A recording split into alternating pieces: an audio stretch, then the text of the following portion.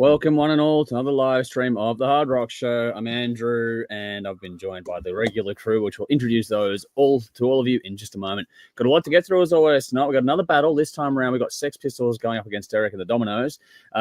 Going to talk more about Thin Lizzy. Dave was in hell this last week, I reckon. That said, going to make it up to Dave because we've got a special treat in about a half an hour from now. So make sure you're watching about a half an hour because Dave has organised something very special for all of you out there. A little bit of a premiere, shall we say. We're going to talk about Mammal as well, a Melbourne band called Mammal, and a whole lot more. As always, go through some new tunes, hot rocks, all the usual stuff we've got to go through. Everything you need to know about there are links for in the description of this episode, so go there. If you want to follow us, just go to thehardrockshow.com, and you will find everything you need to know there. It's been another fun week. Let's see how everyone's doing. I've got Jeff to the other side of the screen of me. So, Jeff, how are you going this week, my friend? Yeah, I'm pretty good. I, same old, but I'm trying to help a friend who has kind of similar issues to you with the Facebook thing. He lost his account, and some guy hacked. Yeah, it's gone. And he tried to get it back. Couldn't get it back. And then guess what happened? He created a new account, and today that account was hacked and gone. Wow. Yeah. It sucks. Yeah. So I've been going how this happened.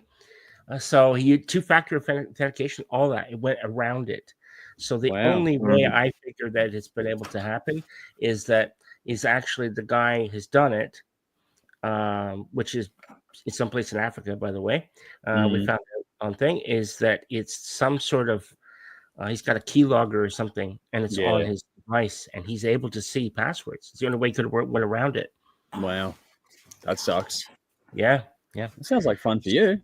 Fun. Well, I haven't. It's really not much. He's like my buddy's just like, fuck this. I'm done. I'm over it. Yeah. He's basically saying everything that you said. Yeah. Yep. Yeah. Copy paste. Yep. Anyway, that's my week. I'm just cool. Pretty much same old. I am doing a new thing at work though. I have a new role. So now I not only do my normal troubleshooting and taking calls and stuff for customers, but now I'm on the email queue. So I get to look at Facebook. I look to get the respond to people saying, help me, and all that stuff.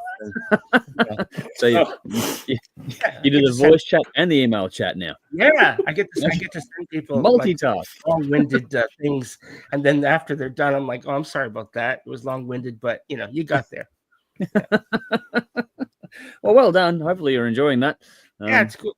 Thanks. I like it.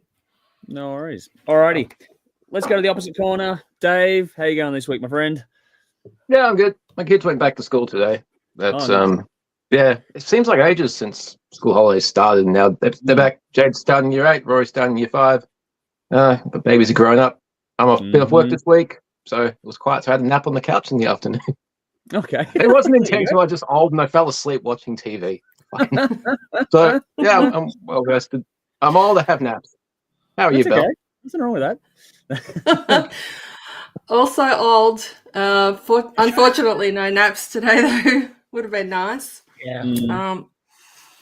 I have a question actually, and I don't really watch news. Sometimes I encounter news, and I probably could go and seek this answer out, but I just wanted to know: is there an egg shortage just down here, or is it where you guys are as well? We've had egg shortages at Aldi.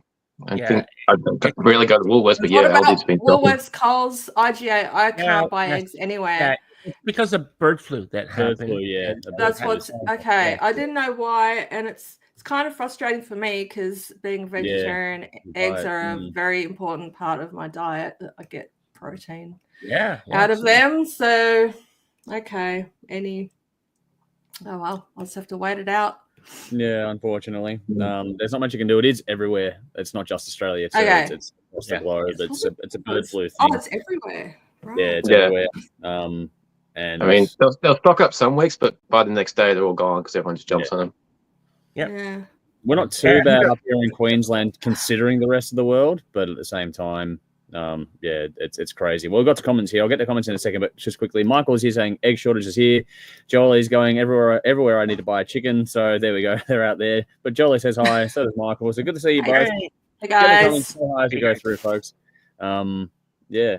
Anything else from your week interesting there, Belle? Or was it just the chicken? Oh, I'll raise a toast to something interesting that happened later on in the show.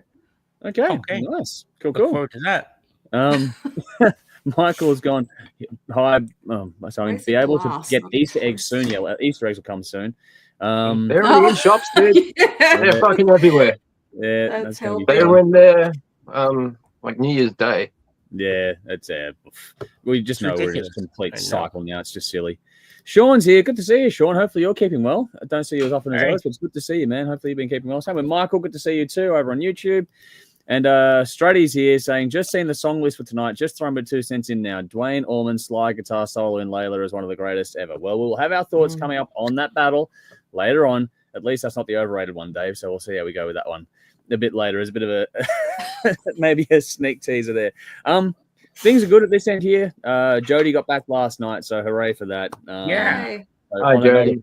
Jody says hello to everyone. Hey, Don't know if you can hear anything. Headphones in, but that's she's just out there now, which is good. So I'm rapt to have Jody back, obviously. Yeah. But always it's bittersweet at the same time to leave the children and grandchildren behind. But yeah, we'll see how we can get her down there more often as the year progresses. But I'll try and get down there myself too. Have everyone a visit. That'd be good. But everything's good. Just chipping away at things. Nothing to complain about. Just been a busier week with a shorter timeline because like the long weekend threw timing out, which makes everything sort of contract. And then because I knew I was going to have no time last night, I got the TV editing done on Tuesday night, which meant like I was mad dashing to get my notes for tonight done within like minutes. I was still typing my notes when we jumped into the meeting here tonight. So that's how organized I am this week. We'll see how this plays out because it could be fun. Question of the stream, folks, or question of the day. What tour hitting Australia are you most looking forward to? We're getting a lot of announcements coming up now. So what future tour are you looking forward to most hitting Australian shores in 2025? I've got a few announcements coming up in the Hard Rock Happenings segment shortly. Vinny's here. Evening, gang. Also for another stream of debauchery. Still on a high from Sister's Doll. Well, there you go. Nice. Very nice indeed. Alrighty. Let's get moving. Let's get into Hot Rocks part of the show, which is where we go through and we've all been assigned songs that were voted on and sorted in popularity terms by that from our Patreon audience. So they get their votes in after they nominate the songs as well. So if you want to get involved, join our Patreon page. Again, thehardrockshow.com. Also on the hardrockshow.com, just a quick note, been some chat back and forth in Discord, which you can join by that website, by the way. Getting all the plugs in. Yeah, if you're trying to find the hardrockshow.com, don't put www in at the moment. It's just not working right. So just go to thehardrockshow.com and your browser will take you to the correct location there. Otherwise, it just like times out and doesn't work. I don't know why. I'll work it out when I get a chance. Anyway, on that note, the new songs nominated by our lovely Patreon folk this week were Avatarium, I See You Better in the Dark. That was from Ula. The Darkness, Rock and Roll Party Cowboy from Michael, who's here tonight. Dominum, Killed by Life from Kat. So Kat, if you see this, well done. Dream Theater, Midnight Messiah by Elliot. That's been nominated by Elliot. Heat, the new song from them with Disaster, nominated by Jolie. Belle got one in this week with Kill Switch Engages, I believe. I put in a few two top-up tracks this week. One of those is Rob Favoto with I Didn't Order This. I picked Sister's Doll with their new single Scars, which is also the title of the new album. Another top-up song is the Southern River Band, Cigarettes Live at the Frio Social. And then finally, we have Vinny, who was just here a second ago in the chat, Who on Earth with their new song Lobotomy. So those are the new songs getting into proceedings this week. All right, so for the results of that sort of stuff, a quick couple of honorable mentions before we get to the top 10. So Those Damn Crows, Vinny put forward a new song. We know how much he loves Those Damn Crows. He put in a new song called No Surrender, which I was surprised. I thought it would get more votes. Maybe there's some fatigue kicking in there, but they got some love, but not enough to go to the top 10. And Audio Rain, last week they were number 8. They've dropped out of the top 10 this week with their cover of Rocket Man, but it was a good little run there for a while. Sure was. Which means coming in number 10 is Nothing More with Angel's Song. That was number 2 last week, dropped down to 10 this week, another holdover from last year. New one, though, number 9, On My Command, Aussie band with their song The Thunder King. Number 8 was Tigress with Save Yourself, Michael G. Nominated that one, so well done to you. Number 7, the one that doesn't die, Those Damn Crows, Let's Go Psycho. It's still there, but it's dropped from number 5 this week. I don't know. Don't blame me. I don't vote. I vote, but I only have one vote. If you want to change the results, people get involved in Patreon. Number 6 was a top-up song, which was Rob Favoto, Cosmic Metal Story. So well done to that one getting up there, as well as FangSlinger with their new song, their second single, Blood Curse, which was nominated by Kat. Dave will be talking about that one soon. Avantasia, Against the Wind, got to number 4. That's my assignment this week. Number 3, Majestica, A Story in the Night, was assigned to Bell. That got to number 3. Number 2 is Envy of None, Stygian Waves, which is assigned to Jeff, which we'll go through in a moment. And then number 1 for the second week in a row, which I think is the first time this has actually happened, where it's the top spot for 2 weeks in a row. Alien Weaponry, Mammal, their new single. Absolute banger. We all loved it last week. So I think fairly safe to say that we're pretty happy with that one being number 1. Yet again, we'll see how long that can hold the top spot for, or if something new takes its place this week. But those playlists are on our Spotify profile. You can find those in the links, unless you're on Facebook, because Facebook doesn't let me do it. All right. So on that note, I'm going to throw to Dave, but I will put links to these songs in the chat as we go through. So if you're looking for them, get in the chat. They'll be in there. But Dave, we'll go through to you first with the number 5 song this week. We've already talked about Alien Weaponry, so I don't need to do it again. Number 5 was FangSlinger, Blood Curse, nominated by Kat. Not entirely sure where these guys are from, but I think it might be the UK, as all their merch appears priced in pounds. Though the top listeners are in different places in Europe, so we'll see. Either way, this is the band's second overall single, and this seems to be a real concept band, similar to Ghost in the way they've got a whole mythology and lore and storytelling, that kind of stuff. In the band's own words, FangSlinger are a hard rock band who combine gothic storytelling with Wild West influences. 3 outlaws from the Old West who wander the wastelands on the hunt for souls, some taken by force, others given willingly by fans on the road. Blood Curse tells the story of the deal struck by FangSlinger with an ancient evil which led to their condemnation to eternal life and a debt of 100,000 souls to the devil. Dave, over to you. Holy fuck, I did not know any of that, and that's cool. I love the whole concept stuff behind Ghost. It's part of the fun of the band, so I think these whole concept band things are becoming a thing. Thank you to Live Sport. It gives you more to get excited about with this stuff, and this is pretty cool. After what you just said, it reminds me of a band called Ghoultown, which are kind of like Wednesday 13 horror punk, but with the old Wild West mariachi shit mixed in. But this is something different. This is perfect for if you're drunk at 1 o'clock in the morning, which I have a bit of a history of. It's a mixture between like country and blues, and it rocks up as it goes along. So it all progresses nicely, and there's no sudden shift from one style to the other, which is great. It just flows into each other seamlessly. Cool hook to the chorus, which I like. The female vocals came in at just the right moment to give the song a new dynamic. The solo was really cool. They can definitely play. It feels familiar. It feels like I've almost heard the song before, but I know I haven't. I was trying to think, is there some Johnny Cash in there? Maybe a little bit. Is there some of it? Is there maybe a little bit of Metallica from the Load era? Yeah, but maybe. Can't actually put my finger on any one thing. So it's cool enough to just slot in with what I like and not a clone. So that's cool. I'm going to keep my eye on this band, especially after what you told me. But I'll give this 8 shots. Thumbs up, horns, whatever we're doing.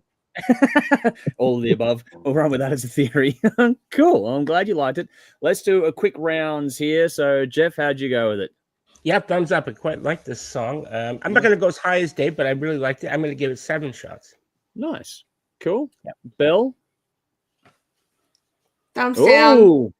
Oh, it had blues, which I like, but there was country in there, which I hate. So 4 shots. Wow. 4 shots. Wow.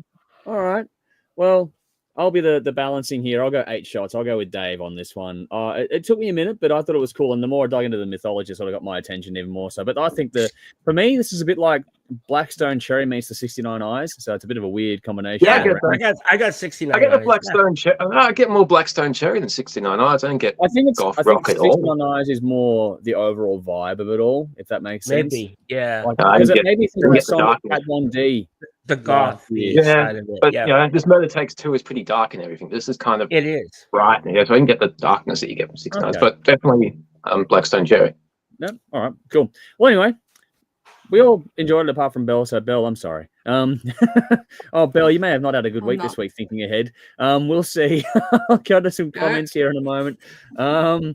Remember, the question of the day is, what tour are you looking forward to coming in Australia in 2025? So Michael's gone Lorna Shore, the first Australian tour, as well as Ginger's upcoming tour too. I'm most keen on. So there we go. Hello, good to see you. First time commenter, I believe. Thin Lizzy, most underrated band in history. No competition. They're definitely up there. So fuck yeah. We'll get a lot of agreement from Dave and a few of us here, to be honest. Yep. which is nice. Vinny's gone, I'm looking forward to the Butterfly Effect regional tour. We'll be heading to Torquay towards the end of February to see them. Fuck, that'll be cool, man. Fun. Sean says the remaining members of the Sex Pistols with a different vocalist is coming to Australia soon. I did see that. Crossbones Scully Band released a new debut album last year. We did, a few of us liked that one. I think got to mention somewhere along the way in our top 10s, I think. Anyway, sorry, with the backing vocalist from Alice Cooper Band. Also a new album recently released from Flock of Seagulls called Some Dreams. On the album is a rock track, pop track. Okay, I'm not sure if I've gotten all the message there, but we'll see. But no, definitely have to keep an eye or check out Flock of Seagulls. I've heard of them, or haven't checked out a lot of this stuff, but yeah, familiar to a degree. Craig's gone, can we go back to later starts? I keep forgetting. No, sorry, it's not going to happen. We need the earlier finishes because we've got to work the next day. So my apologies. David says, g'day, all the best. Thank you. Same to you. Thank you for joining us. Mishka, good to see you. Hey, gang, the stars have aligned and I'm finally able to catch a live show. Thanks for all the love for Tragedy. Yeah. You're most welcome. It's well deserved.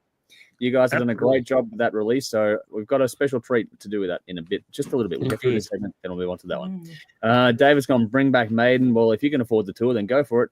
And Craig's on Taiketo tour 2 weeks from today. Nice, man. That'll be a fucking cracking show, Craig, so enjoy. Alrighty. Next song is Avantasia Against the Wind. So I guess I better copy and paste this link into the comments. Just while doing something reasonably professional here. This was got to number 4 this week and was assigned to me. We did this at random. This was a top-up song that was obviously quite enjoyed and comes from a band that I think led little to no introduction if you're following this show. But that said, this comes from the Tobias Summit-led project's 10th studio album, Here Be Dragons, which is set for release February 28, 2025. As is the norm with this one, this project in general, there's a guest vocalist, and this time around it's none other than Kenny Lacrimo from Heat. So a quote from Samet on this one, Tobias Samet, the bandmaster here. Against the Wind is an anthemic uptempo track that contains a lot of what Avantasia stands for. What I especially like about the song is the combination of speed and power along with an uplifting and elating harmonic and melodic approach. It comes over you with a sheer force but drags you along to a better place. It gives you the strength and encourages you to stay true to yourself in adverse wind and raise the middle finger to those who don't want you to or want to keep you from being yourself. I think this one for me, I don't think Avantasia, and Dave, you will probably agree, I don't think Avantasia are capable of releasing a bad song. I just don't. I think that they can't. They have varying degrees of good, but it's all good, if that makes sense. Mm-hmm.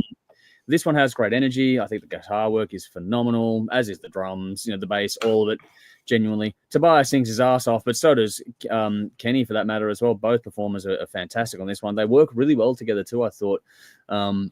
In this one, I think the mix is great. By now, everything this whole project does is, quote unquote top shelf, and this lives up to the billing and more. This one, as do all the project's songs, to be honest, in general, really tells a story. These guys are up there as one of the great storytellers in music, as far as I'm concerned. And I think the lyrics on this one in particular are phenomenal.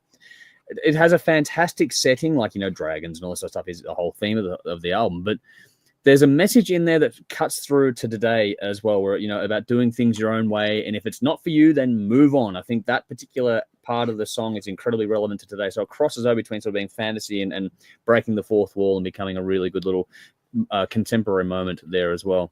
Big hook. Energy is what sells this song, and it sells me. I think bands like this always feel and sound like Christmas in a lot of respects, and this one fills me with joy, just like Christmas does.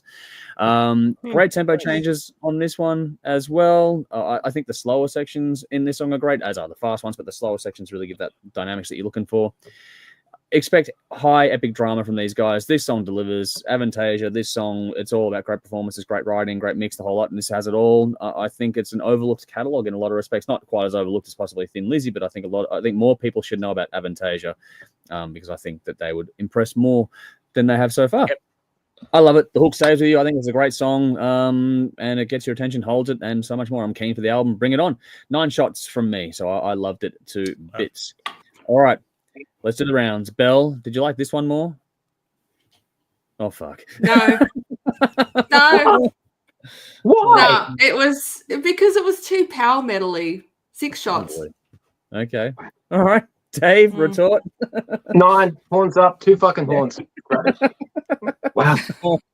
Jeff, final word?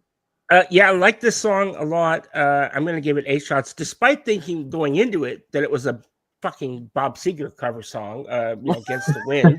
That's what I thought. I'm like, this isn't fucking a cover song.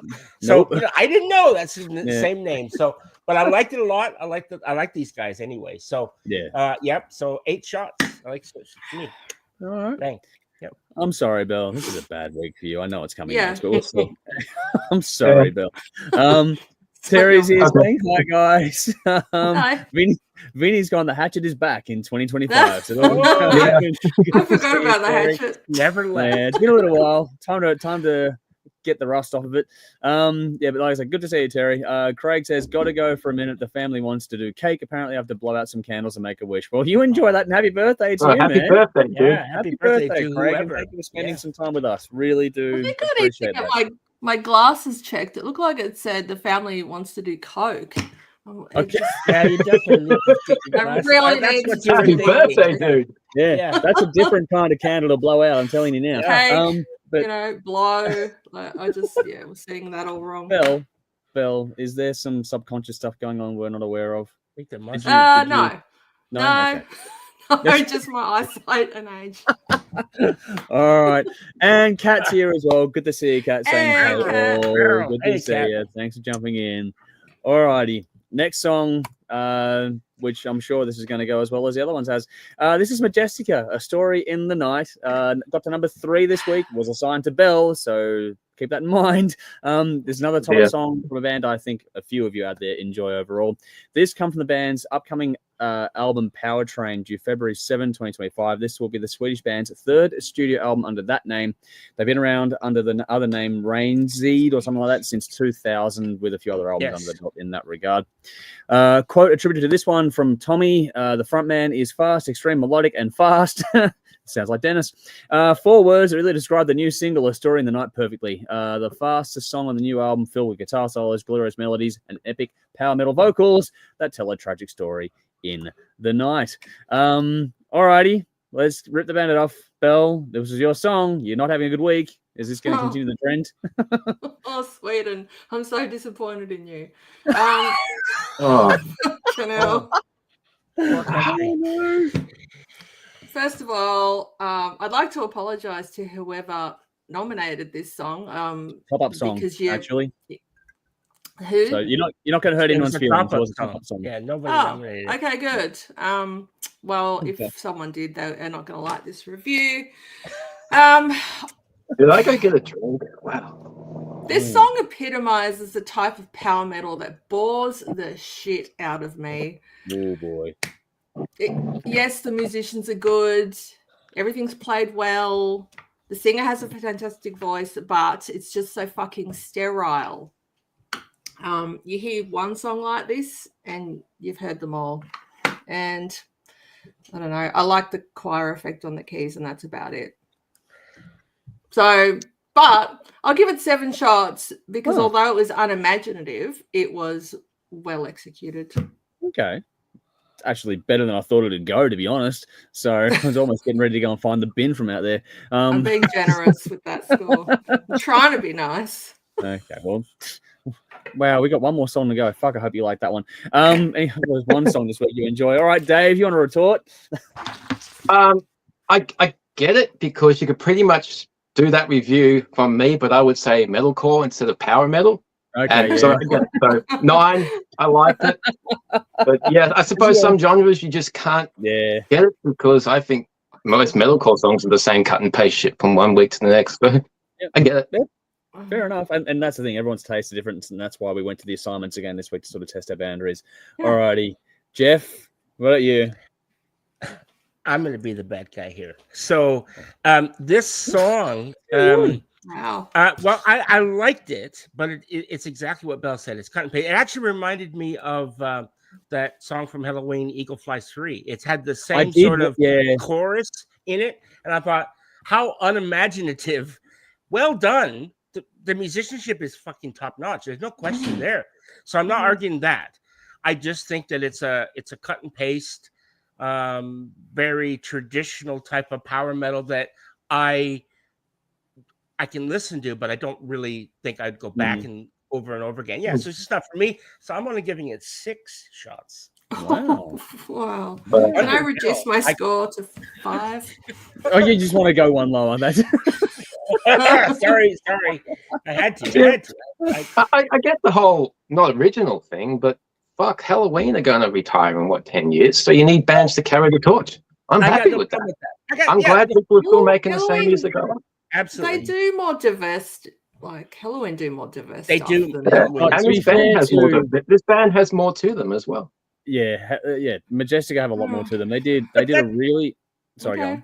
go on. No, go ahead. I didn't mean to... Go ahead.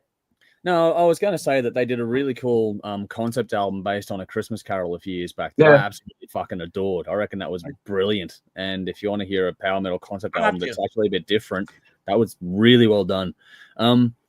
Quickly, I do understand the copy-paste effect of this song. It is very generic. I'm not going to sit here and say it's being overly original.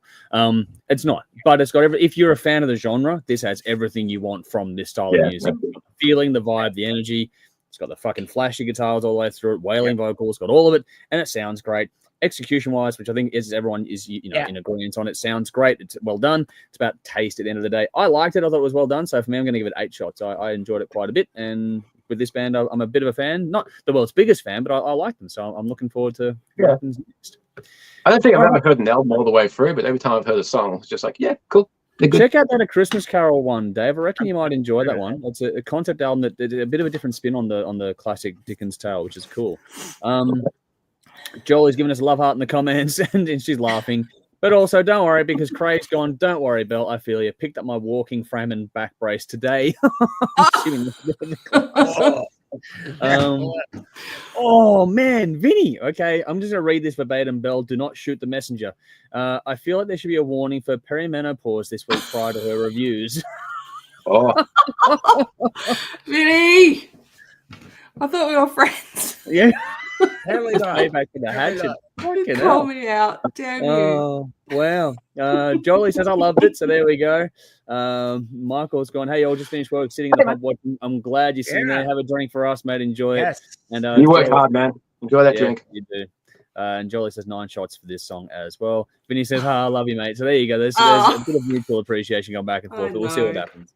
Alrighty, last song for this week, which is obviously last one left. Went to Jeff, so this is Jeff's assignment. This is Envy of None, Stygian Waves, or Stygian Waves, how we pronounce that one. Went to number 2 this week. Was another top-up song that went really well and was assigned to Jeff. This comes from the album of the same name, due out on March the 14th, 2025. This is the second album from the Canadian/American project that features none other than Alex Lifeson of Rush. This is the 3rd single from the album so far. This is the follow-up to their self-titled debut released back in 2022, so they're actually being quite active already. A quote from the songwriter Andy Curran: this track is a favorite from all 4 eons on the End of Nuns. Despite the fact that the Spartan lyrical content, the song features our sweet Maya on lead vocals. Her harmonies and layers of vocals are literally symphonic. It's hard to put a finger on what style or genre this one is, and we're proud of that. So this one's intended to be different. Jeff, your assignment, how'd you go? Yeah, I like this. So I wrote a little thing about it because I couldn't not write something. So it's not long, but I'll just read it. So I know that's the point. So look, as a lifelong fan of Rush, I love this new era of music that we're hearing from Alex Lifeson. Envy of None has completely can take a fresh, unique take on modern music, which is nice to see. I think that what I like most about it is the fact that it really couldn't sound any less like Rush if you tried. It really couldn't, which is nice. And I think that's a conscious decision. I think that Alex is making music that has nothing to sound like the music that he used to make in Rush, which is good. Yeah. Now, even if you look back on his solo albums, which I have all of them, you will hear that nothing back then sounded like Rush. So he has made it a clear conscious that I'm not going to sound like Rush, which is hard to do, to be honest. And there's a lot of artists out there that when they leave a famous band, the next project that they do, you go, oh, that sounds very familiar. Well, this is nothing like that. Yeah. So I think that's just him. So I think when you see that in other artists, I think that's kind of a bit of a letdown. I think that artists should expand their musical horizons and try to scratch the itch that drives them to create music in the first place and try to do something different. So Stygian Waves, or however you say it, I guess. I think that's it. I think so too. I hope so. Well, I'm sorry if it's not. Someone correct it wrong. I think it's a brave outing from him. I think it's very modern sounding, while it's really fresh and it's quite unique as well. And if someone didn't tell me that he was in this band, he was playing here, I would absolutely have no clue. There'd be no way I would have guessed, right? Which is really something as well, because Alex actually always had his own sort of guitar sound.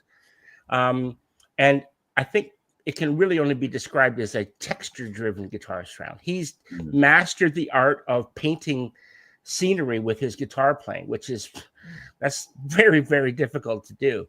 So I think the production on this song is really good. It's quite busy. I mean, if it wasn't done, just right, this song could have gotten really messy very easily. So whoever produced it had a clear understanding of what the artist was actually going for.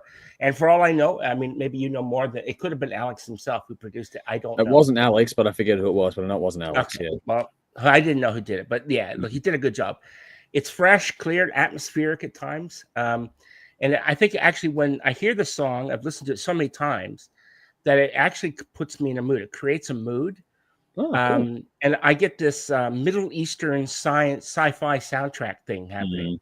There's Middle Eastern sounds going on in the middle, and then the whole it's got a very sci-fi thing in my head. I don't know. But look, ultimately, I think it's a pretty good song. I'm happy to hear more from these guys, and hopefully they keep making music. I'm going to give it this 8 shots. Nice. Yep. All right. Cool. Dave, let's go to you next. How'd you go with this one? Well, it doesn't sound like Rush, so that's good. But doesn't mean it's good. I give it about 2. Oh, here we go. Yeah, nah, fuck that. Didn't interest me at all. Okay. All right. Bill? Oh wow. Thumbs down. I thought it was weird and boring. 3 shots. Wow. All right. Okay. Well, All right. Fair enough. Okay. Well, it's different, and I was surprised it got as many votes as it did, to be honest. But I really enjoyed the Eastern flavor all through the song personally, and I loved the vocal harmonies and the note choices and how that all sort of contrasted. So it's not a typical song or traditional song per se. The structure is different, and I enjoyed how interesting, and for me, it dragged me. I enjoyed it quite a lot. I'm going to give this one 8 shots as well. So Jeff, it's the top versus the bottom here on the screen tonight. Yeah. Cream rises to the top. Apparently so. Oh, yeah. Here we go. Fucking hell. But yeah, that's about that one for now. But then again, you guys on the bottom there are outnumbering us now, because Jolie says, not my bag, Sol's lol. So there we go. That's from Jolie down the bottom there. So it's 3 versus 2 right now. All righty. I'm going to jump ahead here, because speaking of new music, I did schedule this for a few minutes from now, but we'll come back and do that stuff in a moment, because I did say about 9 o'clock, and I want to keep it as close as I can to that time frame. So, Dave, would you like to do the honors of introducing this? Seeing as you put it together, it's a special thing you did. So, last year, Caria released their second album, which we all loved. It all made our top 10s, and for the first time ever, we all picked a song off the album that was an honorable mention, I think, and they were all different. So that's how fucking good those. For the Song of the Year category, Song of the Year. Christmas Eve, Jordan messaged me, and he's like, "Merry Christmas, dude. Here's an advance listen to our EP that's coming out this year." Nice. So heard the free acoustic tracks that they've done. First one's coming out tomorrow, along with the video that you're about to see, and the EP comes out on the 14th of February, Valentine's Day. I hope I got that date right. Correct me, because I know some people in the chat that are on the band.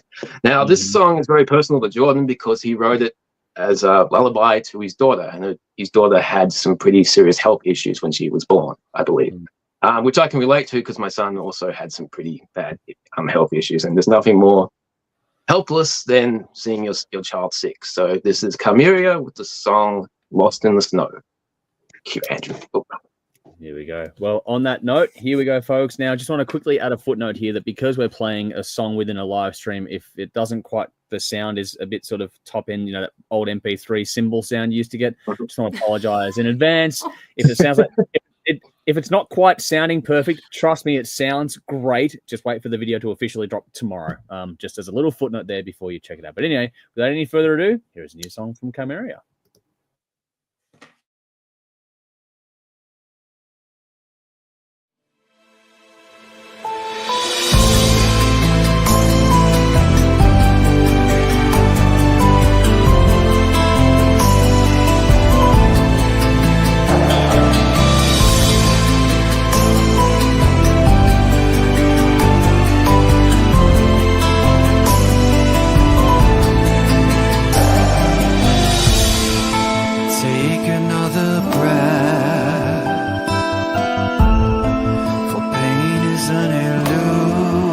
town. Stand tall for another day in the sun. Waits beyond the storm. When you're lost in the snow, I'll be there. In the frost, in the snow, I'll take your hand and guide you through. Take another step, head towards the mountain. The only way beyond the dark is to go through towards the sun. When you're lost in the snow, I'll be there. In the frost, in the snow, I'll take your hand and guide you through. There is light, and I will be your flame. And I will guide you through the night. I will guide you through the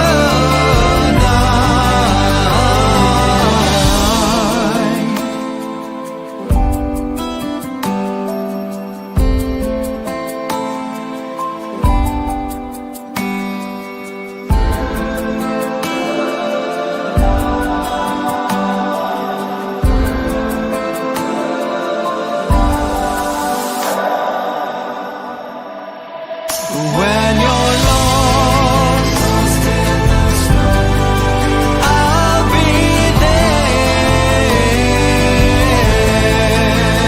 In the frost, in the snow, I'll take your hand and guide you through. There is light, and I will be your flame. And I will guide you through the night. I will guide you through the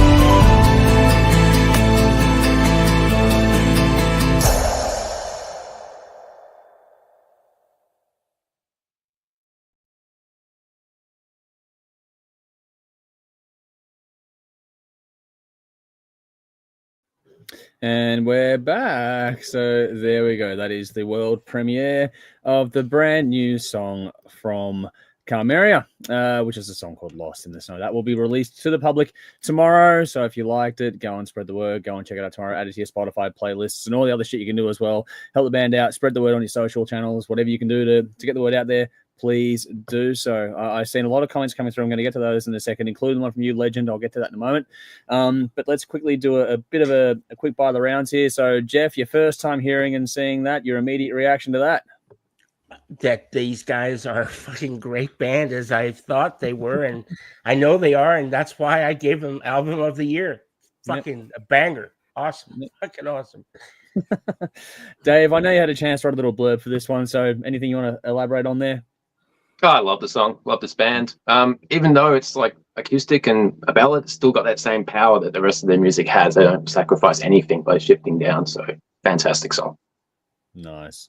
Belle? Damn, that was well said, Dave. Like, yes, you're right. They don't sacrifice power. It was keyboard heavy. The acoustic guitar was just sat beautifully over that. I love that. The harmonies amongst, the singers, that was gorgeous. The film clip, well done. Yeah. That was just, it fit the song perfectly. To switch between, it was all performance, to switch between the snow and the room. Loved it. These guys are just world class. I adored that. Yeah. Luscious. That was luscious. It was. Yeah.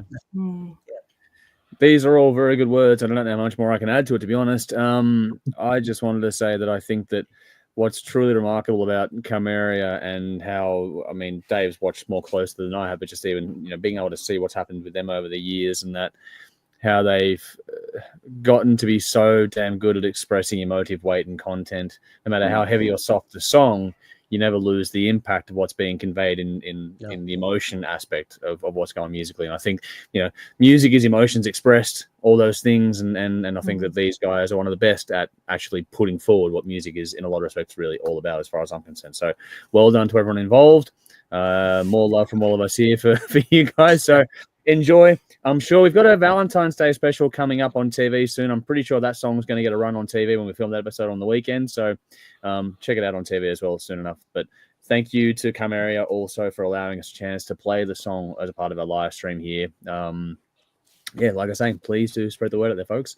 We did see comments, so I'm going to quickly move on here. So Kat says, looking forward to it, Caria. That was it. Legend said, I'm late to the stream. Did you already do the top 3 Thin Lizzy tunes? I assume Vagabonds from the Western world. We haven't done it yet. We'll be getting to that. We're choosing our songs from Vagabond tonight and going through the results of the poll for Shades of Blue Orphanage later on tonight. That's coming up. But Lauren has gone such an amazing song that did so with the video as well. I think that's echoing more of a sentiment we've got here. Kat's gone, man, they are just so good, which is true. Jolie says, I love Jordan's vocals, which is fantastic. Vinny says, that was beautiful. Loved the layers. So more love coming through. Craig says, its beauty lies in restraint. Well done. 8 shots. That's a lovely bit of work there. And Jordan's here. Good to see you as well. A couple of members from the band tonight. Hey, thanks for sharing the clip, guys. Thanks for the love. You're more than welcome. And thank you again for giving us a chance to show it. Absolutely stoked. We all loved it. And I think the feedback is pretty universal between us and the audience there as well. So awesome. Yet again, that's, Armor Kane, you've done it again. That's where you're at now. So that's who you are. All right, what do we got here? So, Legend, a couple of comments here, says, playing in a rock metal band is the only way you can get away with looking like these guys to possibly come off as kind of looking cool. I can say this because I used to be that cat. There we go. But it says, past 2 a.m. here, not you guys have turned into Headbangers Ball, the metal show, as in I got to try to stay up to watch. Hopefully you can stay up to watch, mate. Fingers crossed. Yeah, I'll keep you away. I'll wake you up, let us know where you're at, man. Would love to know where you're at. Yeah, where's here? 2 a.m. Where's 2 a.m.? Yeah, where is it? It's 2 a.m. somewhere, obviously. Let us know where. Mishka's gone. So glad Belle enjoyed it and didn't hate it. It's risky. I reckon it's West Coast. Nice. But fun fact, the first video we've shot, produced, directed, and edited it ourselves. So well done. Round of applause. Oh, my God. Great job. Very good job. So well amazing. On that. Absolutely well done. So yes, please do, people, go and check it out. And yeah, you know what to do, folks. So keep your eye on your socials and just follow them on YouTube or Spotify, wherever you want to get your music, and keep an eye on the band. If you haven't already, go and check out Tragedy More, because it made up all last year. Fantastic. All right, I'm going to move on to the Hard Rock Happenings part of the show now. Thank you again to Caria for allowing us to do that, but we do have to move on. Thank you. Just a quick bits of news pieces here. So Melbourne band Sisters Doll have released their 3rd studio album, Scars, last Friday. It's a dead set banger, so get onto it. Sherry Curry of The Runaways has announced her final tour of Australia, set for September 2025, playing Perth, Adelaide, Melbourne, Sydney, and Brisbane. This time around, her son's band, Maudlin Strangers, will be the support act for this final tour. On different things here, lineup change alert here. Nea Bliviscaris have made a change at vocalist, with Zenor departing to be replaced by James Dorton of Black Crown Initiate. So thank you to Ford for a lot of this information here tonight. Also, another one here, a bit of a different one, but I'm going to give it a plug anyway. Kiss Chasey are hitting the road for their Hymns for the New Believers 18th birthday for that album. They're playing the album in its entirety live. It's all happening in June 2025. They're playing Perth, Adelaide, Brisbane, Sydney, Hobart. Bell, you missed out. Hobart and Melbourne. Fucking hell. The only tour announcement I'm going to make, I actually mentioned Hobart, and Bell's left the room. But also, Melbourne band Behind Crimson Eyes have reformed briefly to release one final EP called An Exodus from Eden, due out on April 4th, 2025. So keep your eye out for that one as well. Quickly here, comments that Legends gone California. Okay, cool. Thin Lizzy is my all-time favorite band, then Wasp, Cooper, and Motorhead. Wow. You're cool. That's nice, man. I figured it was West Coast, United States or Canada.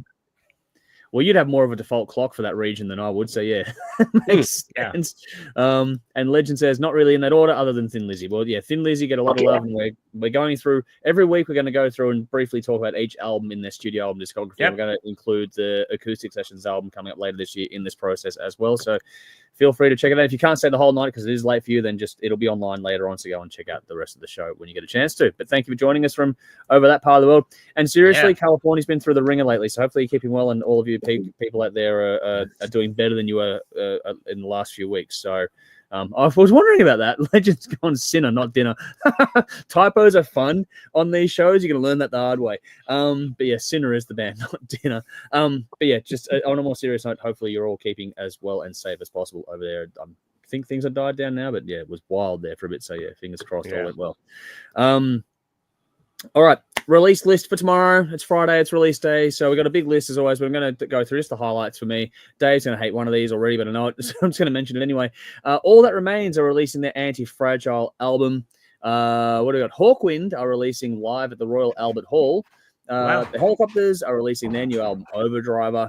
What do we got here? Void of Hope are releasing Proof of Existence. And finally, Dave, just for you, the Night Flight Orchestra are releasing Give Us the Moon.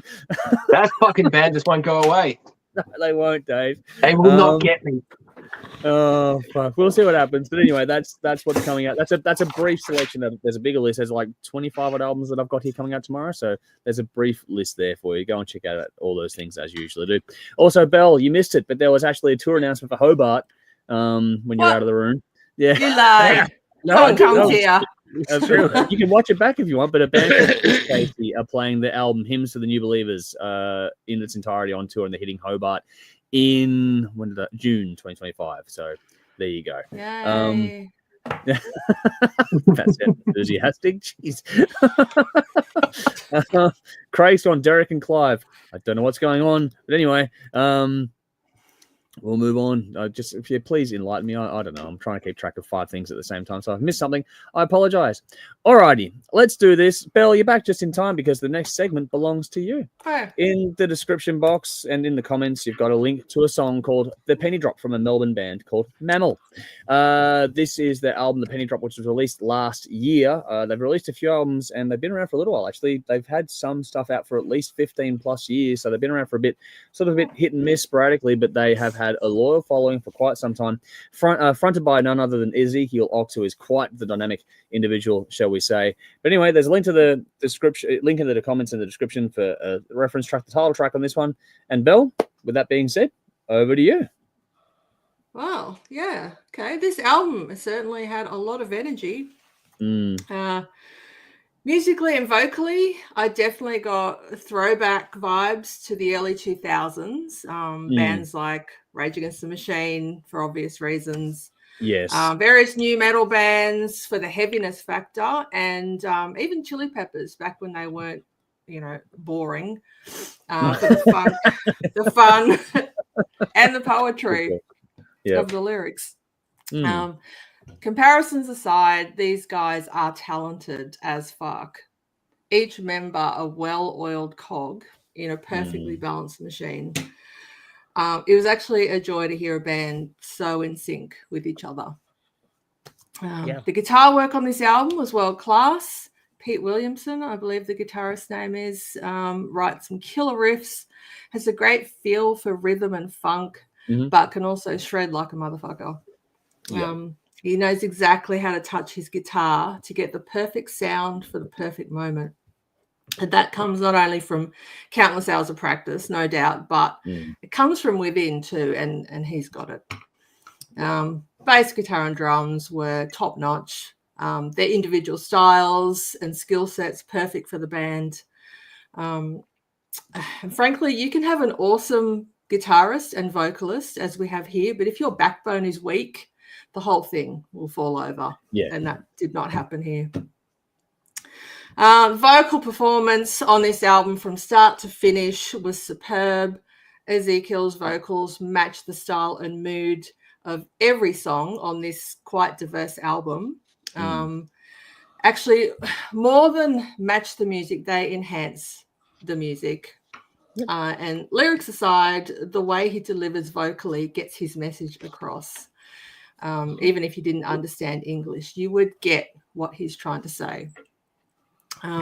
As I said, diversity on this album is fantastic and actually surprised me because I thought I knew what I was getting into from, after the first couple of songs, but I was happy to be wrong in my assumption. Happy to be an ass here. Each song a different side to this band. They're definitely no one-trick pony. The songwriting craft on display here is second to none. And each song had its own vibe and identity while still feeling like it belonged on the album, making it a cohesive listen as a whole. The song Doubt was a standout for me. Heartfelt, melodic with raw beauty, but just as powerful as the more musically hard-hitting songs on the album. Perfectly placed on the album too, as like a welcome island in a tumultuous sea.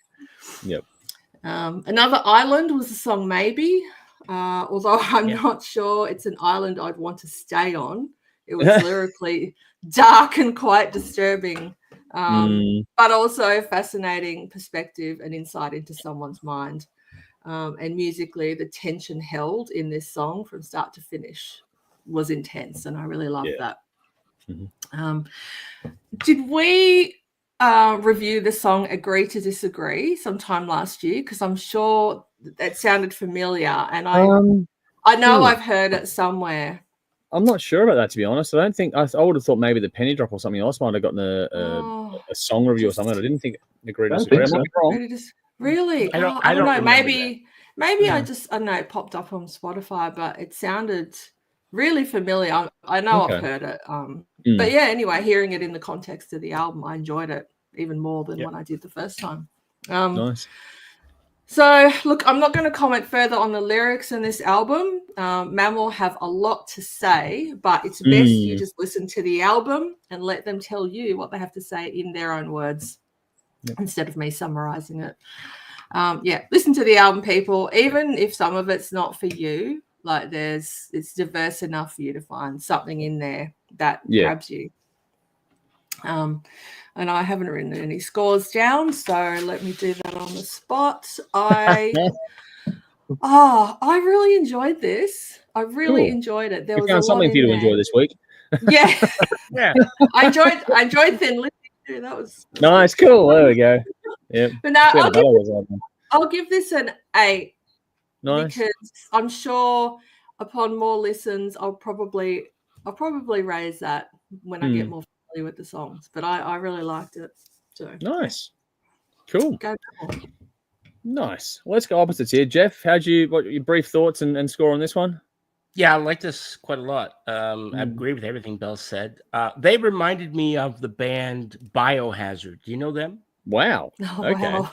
Yeah, Biohazard. Yeah. So they from New York, and they've got a very similar kind of sound and a vocal approach, I think. So I quite enjoyed that. They're quite hardcore though, but they've got that attitude in there. I think. Yeah, these guys. I don't know. Look, that's just what I got out of it. I mean, you guys might think I'm smoking crack. I don't know, but that doesn't matter. Or coke from cake. Anyway, coke from cake. There we go. Yeah, okay. So I got Anyway, as it happens, these guys are musically brilliant. I think that every one of them are like, I don't know if they're virtuosos, but they know how to play their instruments very, very well. Yeah. And that comes through. That comes through in the music. And I quite enjoyed this. I actually listened to it like 2 or 3 times. Once intently, and then the next times I was just sort of in the background listening to it. And I didn't find anything here that I didn't like. And I normally probably would have thought, maybe this isn't for me getting into it. It's just, but then nope, won me over. So won me over and really, really enjoyed it. So I too am going to give this 8 shots. Nice. Yeah. All right. Cool. Dave, how about you? Oh, I didn't get a chance to listen. I'm sorry. Okay, cool. No, that's all right. Just thought I'd double check and ask the question. just on this one, just for a quick reference here, like Mammal, they did one album a while back, then they broke up in sort of 2009 when they were about to do a tour and that. Then they got back together in 2017, and this album comes out along after that because it was released last year. If you've heard of Ezekiel Ox, it's because in other bands like Overreactor, Full Scale is also in Super Heist for a little window there as well, so that's why it all comes out. And if you know Ezekiel Ox at all, you'll know that he is intense. Like that is the simplest word to describe the man himself. I don't know him personally, but just everything you've seen from him and his online interactions with other people and that you've seen over the years, or doing this, we've seen him anyway. He's very opinionated and loves to put that forward in music. And I think it's funny that in some respects, it's more of a, you could call it almost like a protest themed album, which is, to a point, not entirely, but it has that element to it, which is why the Rage Against the Machine comparison is the easy one to make the Bell reference before. But there's this energy and intensity in that protest aspect. It actually feels more pertinent as the years go on, not less in a lot of respects. So I don't mind seeing some bands that fire in the belly coming back into things to shake it up a bit. But we'll see what happens in that regard as time moves on and if this band do much more after this. But vocals are the standout. The storytelling is really interesting. Like there's going to be songs here that aren't for everyone. So there was a track here for me, Bottom End. I wasn't a huge fan of that one personally. But everything else on the album, that said, I like Moscow, for example. That's a fucking cool song, and there's one hell of a way to open the album. It's got energy, intensity, a lot of passion, all those things. I reckon this would go fucking off live. Like if you're in a room and watching this play, it would be hard not to get caught up by it. I think it's fun, lots of energy, well worth the spin. So go and check it out. I give this one 8 shots as well. I did enjoy it quite a lot. So we'll see how we go with that one. I listened to it a few times as well this week, and I was quite happy to continue spinning it. So it's one of those ones where it didn't get tiring, which is nice. Alrighty. Victoria here. Good to see you, Victoria. She's got, is Derek inclined to do with Dudley Moore and Peter Cook? I don't know where this conversation is going on Facebook. Wow. Derek and Clyde. I don't know what's going on. Michael's gone, Mammal are fantastic. The live sets are amazing. So there we go. They recently finished a tour run with the Screaming Jets. Got my favorite shot from 2024 on their set on the Melbourne leg of the tour. Nice. Cool, man. Pete is currently writing the next album. Nice. Even better. All right. Bring it on. Keen for more. Guru's here. Greetings, rockers across the plane. Good to see you, man. Hopefully you keep them well out there. And followed up with Never Mind the Bollocks. So we'll get to that contest in a little bit. Legend's gone. I missed the short with the one with the vote. One, the rocker. Oh, they wrote a song about me before I was born.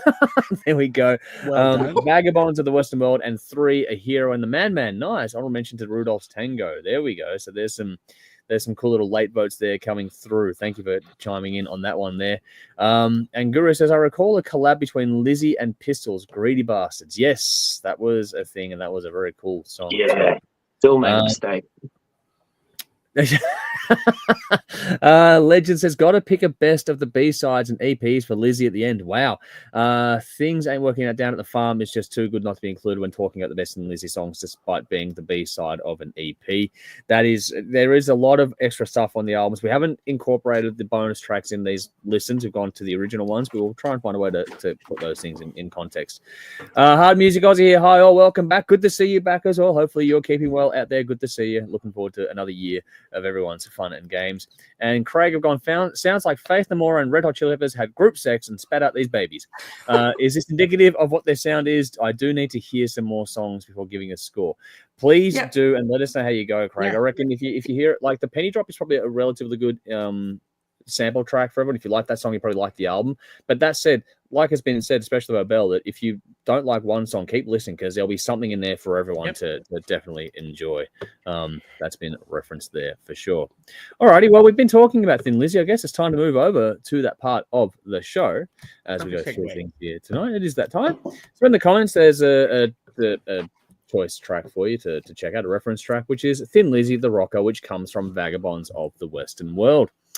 That was released in 1973, and this is the third album, so round 3 of our King of the Riff series, where we go through and pick our favorite individual albums. There we go, Dave. Individual songs. Oh, is that the album? Yeah. Damn it. I don't have that one. Well, there we go. You can make up for it next week, Belle, I'm sure. So, yes, I can. Go through.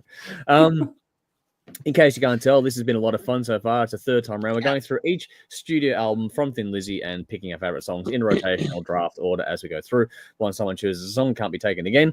So far, we did Thin Lizzy, and after that round, it was very much a locked-in score-wise, with Jeff being out in front on 50 points, the rest of us on 30. To recap last week, though, Shades of Blue Orphanage went through, so Dave picked the title track. Bell had The Rise and Dear Demise of, the rest of that title. I had Brought Down, and Jeff chose Sarah. So then we polled the audience, and we asked them what they want us to, what they think is their best songs, all sorts of stuff, like Legend did earlier in tonight's stream. And then we got these results out of that polling. So for, what do we got here? For Sarah, Jeff got 25 points, the same as Bell got for The Rise and Demise. So 25 points apiece. Okay. Interesting result, because Dave and I then split the rest of the points, 45 points apiece. I got for Brought Down, and Dave got 45 for Shades of Blue Orphanage. So we end up splitting the points there, which makes it interesting, because last week Jeff was out previous week too, wasn't there? Sorry? There was a split of points the previous week as well, wasn't there? Yeah. Between three of us, and Jeff won. Yeah, it's been interesting. It's been closer. I mean, there's a point here to be made, to be honest, that if you want to follow these shorts along, then follow us on either YouTube mostly or TikTok, because that's where we're posting at the moment. We're not posting the other platforms much these days because it's too hard basket for me with all the account issues I've had. So I'm just focusing on other platforms that I care about that make it easy for me. So follow us on those platforms, seriously.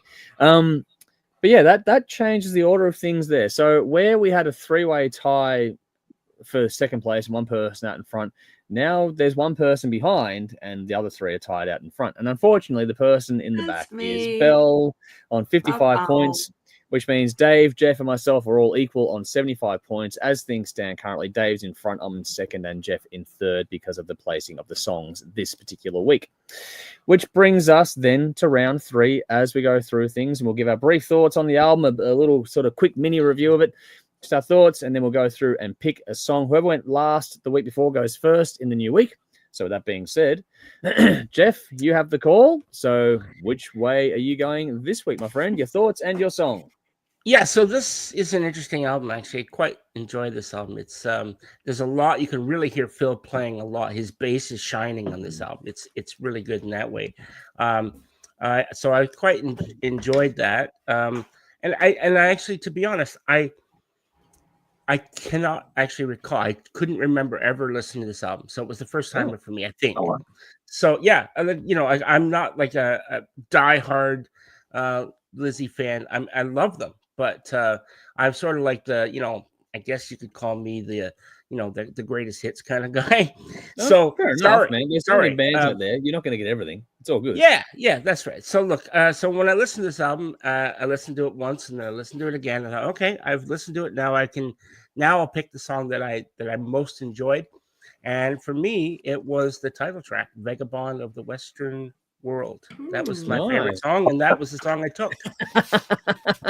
Sorry, guys. Sorry. Nice. All right. Well, Dave, you do get to go next, so you're only losing one of your favorites. So at least you get to pick something around. So sorry. What do you think and your song choice? Yeah, well, that was going to be my number one because it's not just my favorite song on the album; it's one of my favorite Thin Lizzy songs. It's fucking great. Yeah, you can tell they definitely knuckled down and put the work in on this one. The little blurb on this vinyl pressing says that after the 2 lukewarm sales-wise first albums, they really knuckled down, and everything is up top level. Before I came out here to do the show, I was going through the little booklet that came in there. I'm like, what the fuck? Because there's like a little write-up, and there's another album that was released around the time of this, but doesn't have the Thin Lizzy name on it. No. And I've actually seen this album because I'm like, holy shit, I have a bootleg of it. I don't think I've ever listened to it. Oh. It's this Funky Junction tribute to Deep Purple. Wow. This is basically Thin Lizzy with a different singer. Phil's on there playing bass. Yeah. Doing a tribute to Deep Purple. It's fucking great. Yeah, it is on Spotify. Yeah. Yeah. Okay, cool. Oh, and like they do, like Burn, Speed King, Fireball, Strange Kind of Woman, Hush. Do you know who the vocalist was by any chance, or? Benny, like he hasn't done anything else. Okay, yeah. But he's probably the weak part of it. He's not. He's not going to do it. But for a moment, like, is that Phil? No, it's not Phil. I mean, what the? yeah, so I had to do some research. But back to this album. Out of the first original lineup of Thin Lizzy, I think this is their best. Jeff stole my favorite song, so I'm going to go with Slow Blues. Sorry, guys. Nice. Slow Blues for Dave. So I'll type that in now. Alrighty. So that means that we throw to Bell next in the order of proceedings tonight. So your thoughts, your song, the usual. What have you got? Yeah. My thought. I think overall this album is much cooler than the last two. It's just got. That's a good word. Yeah. It's just Agreed. they're just finding their sound. It's definitely heavier. It just kind of sets them up for the sound that they are best known for. They're not quite there yet. There's still kind of some quirkiness there. Although not to say that there's not any of that in their more well-known albums, but there's a lot more of it in this. And that's cool too. Guitar solo in the rocker is killer. Love that. But I'm a sucker for bluesy slide guitar, so Mama Nature Said is my pick. My first pick as well, so I'm happy about that. Nice. All right, cool. This is interesting. Like, it's been referenced, I think if you know the band, you'll know that the first two albums didn't sell that well, or they were off to quite a slow start, all things considered. Not to do with talent, but they just weren't the band we know and love later on. But they're starting to show those signs of being that band we know later on with songs like The Rocker, for example, and maybe even Gonna Creep Up On You. Those sorts of tracks would be the ones that sort of start to throw you forward to what's to come from this band. I did to check before. This is actually before Jeff Wayne's musical version of War of the Worlds. And the reason why I wanted to mention that is not because I love the album, which I do, but because Vagabonds of the Western World and, you know, other tracks on here, for example, The Hero and the Madman, they sort of lean into that storytelling side of things, which for me may have been like a quote unquote semi-audition for what ended up getting Phil onto that album down the line, just because the way there's that dramatic flair and the vocal delivery, that sort of stuff. It's almost a voice acting role at points on this album, which I thought was really interesting, and it was a new twist. We hadn't really had a lot of that before this point. So you're getting more of the rock stuff, but you're also getting still that experimental. They're still definitely diverse and interesting at this point in time. But yeah, this is where, like, the other albums were better than I remembered going back to them now. But this is where I think it starts to get genuinely interesting and engaging from beginning to end, where other albums are sort of like, okay, cool, they're good, but, you know, all right, cool. This one actually has things that, you know, you can find your 4 songs, because we always have a list, pretty easily, because there's enough good, strong ones on there to get your attention. This is starting to get more of their style. Dare I say it in a bad pun here, that their style is starting to creep up on you now as we get on to the third album of the band. But that said, my first 2 songs are actually still on the board, so I'm going to take the obvious. I'm going to take The Rocker. Just I think you'll do well with banger. That. Like it's the first. Like they flirted with rock before, but this is the first time where they start to just fucking go, yep, okay, cool. They doubled into it, and it worked really nicely. So there we go. So just to recap there. Jeff has Vagabonds of the Western World. Dave has Slow Blues. Bell took Mama Nature Said, and I took The Rocker. We'll do a poll on that, so make sure you're following either YouTube or TikTok to see that one as it goes through, and then we'll start doing other polls and all sorts of stuff. It's a weekly thing, so just get around it and have some fun, and let us know what you would have picked if you were here with us tonight. Guru says, I got Phil's bio called The Rocker, which is, you know, kind of a good segue there. So there we go. Hard Music says, Zeke is an incendiary frontman and undoubtedly one of Australia's premier heavy vocalists, but can be difficult personality. Yeah, unfortunately. The pickup is awesome. It was 16 years between albums. That's right, it was. Hard Music, very well put, indeed. Wow. To be... Zeke is an interesting character. I'll put it that way. But musically... fucking can't fault. His performance is fucking absolutely bonkers, and even his heart's in the right place. He's just an intense individual. And also, just for those in Discord, Michael has shared some cool photos that he was talking about earlier in the stream tonight, so you're going to check those out in Discord. Legend says, for next round, Nightlife, Philomena, and She Knows. Got to put Dear Heart as an honorable mention. So we are getting to that, because next week is going to be Nightlife, the album. So that's next week's Thin Lizzy pick as we go through. Johnny's here saying, hey, everyone, good to see you, man. Hopefully you're keeping well out there. Craig says Vagabond is one of Lizzie's best ever songs. So there we go. This is going to be interesting poll. Yes, it was. Here we go. Dave, Legend. I'm lucky enough to have Funky Junction on vinyl. Eat your heart out, motherfucker. Oh, dude, I already got a shitty CD downloaded copy, man. Wow, man, that is fucking cool. awesome. That's fucking cool. You. That is you living up to your name, Legend. So there you go. Yeah, super fan. Impressive. Okay, Legend. If it's on there, who is the singer? Or if someone can Google it, because I looked up earlier, but it was unremarkable to remember. Oh, fuck it. Yeah, I can't copy and paste things on this. If I touch it on the screen, it'll fucking pop on the comments again. I'm not going to keep doing that song and dance all night long.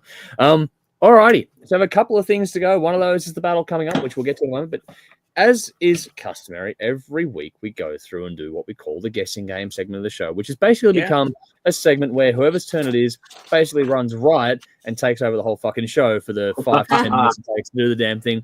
Dave teased us weeks back going, is it okay if I take over the whole segment? Bell sort of started the fire of this last year, and it's just gone boom and taken on its whole fucking new life of its own. So with that being said, Dave, you have the call this week. It's your guess the game or whatever the hell you're going to do to us. So what are you going to do? And get stuck into it. Right. Okay. I can't with these fucking ideas, and I'm going to do them. We are going to do guess the riff. Yep. Okay. Wow. First, we'll probably have to do a sound check to make sure I don't blow everyone's fucking ears off. Okay. Oh yeah, shit. Is that an SG? Oh, it is. Yeah, it's an FG. It doesn't have Epiphone written on it at all. Okay. Too loud? I think you're good. Can everyone hear that okay? Or? Yeah, I can hear that. It was a little not loud enough. It cut it out a little bit. Yeah. Yeah. Maybe go a little louder. Try turning it down. Try turning it down. Go soft up, but also wait until we're silent before you start playing too. Yeah. Okay.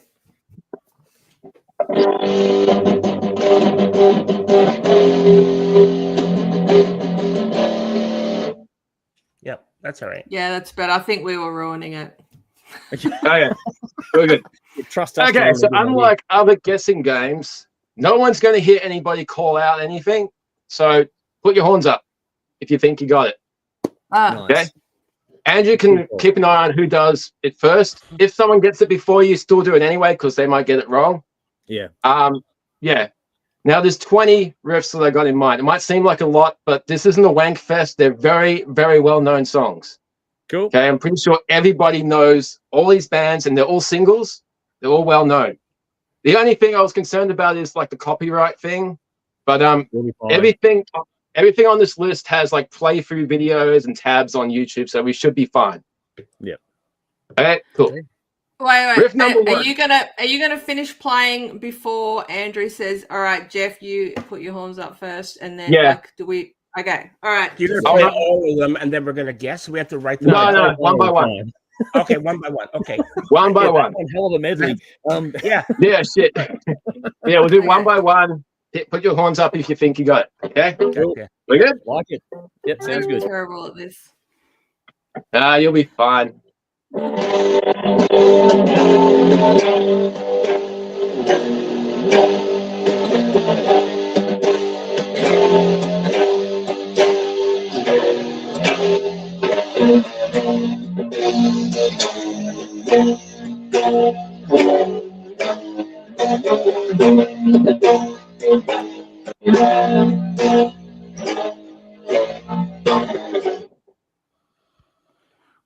It's kind of washy, Dave. I can hear the notes. I can hear the notes, bit. but I'm like, I can hear it too, but it's sort it's like it's playing. You know what it sounds like? It sounds like it. You know when you crank a stereo and the speaker's blowing, and it's got that. You know. Yeah. It's like it's maybe it's just. It might be just it's too loud. It's too loud. How loud is it in there for you, Dave?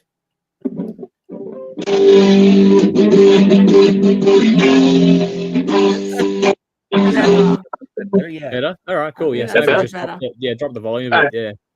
Cool. And maybe if it doesn't fuck with things, turn the gain down a little bit too, because it reduces the distortion a touch and allows us to hear the notes. Yeah, it's going to take a bit. Screw a fucking pedal board. All right, well, don't worry about it. Kill the volume a little bit more, and I cut the mids. Okay. Yep. Try again. Right. Try again. Yes, try again.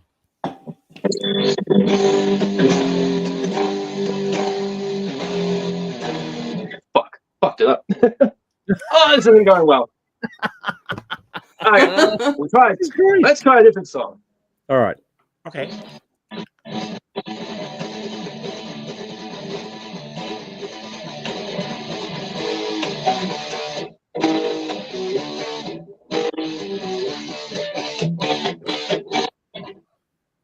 Why does that sound like I should know it, but I All right, Val, go for it. It's Refuse Resist. There you go. So Val gets one. There you go. We're on the board. Okay. Yeah. Cool. We're getting somewhere. Proof of concept. Here we go. That sounds good now. That's proof of concept. Yeah. Yes. All right. We'll try that first one again. You keep Brian, go for it. Yeah, I am.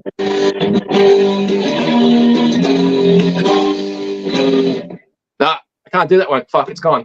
My fucking brain isn't working shit. Okay, we'll move on. Right.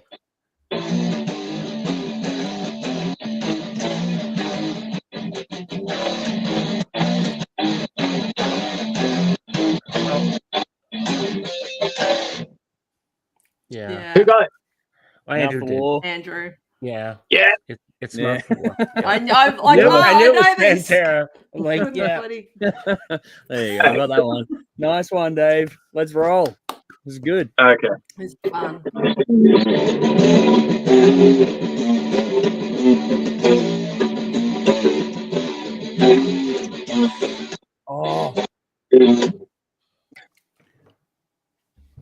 Oh, come on. I know the band. I can't think of the song title now. Do I need a growl over the start? No. I didn't quite hear it. Shit.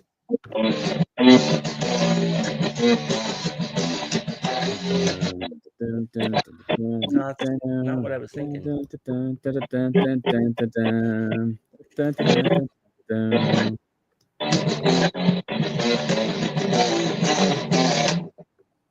I couldn't hear that. It's off prequel. Fucking. Oh. It's on the fucking movie too, man. I know. That's. And he growls. It's Faith. It's Faith. Faith. Yeah.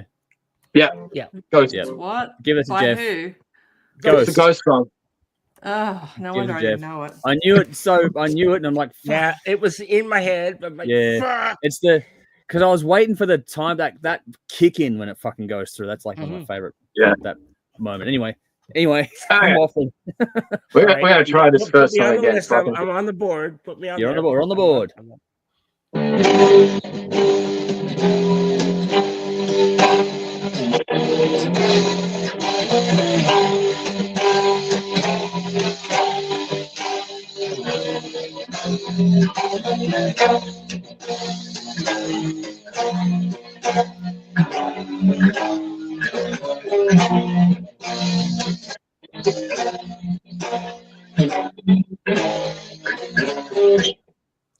See, there's parts in there that sound like another song, Yeah, and you then when you stumped do us this on one that one. thing, I'm like, no, that's not it, because it sounded like Sabbath Bloody Sabbath for a bit, and then it changes.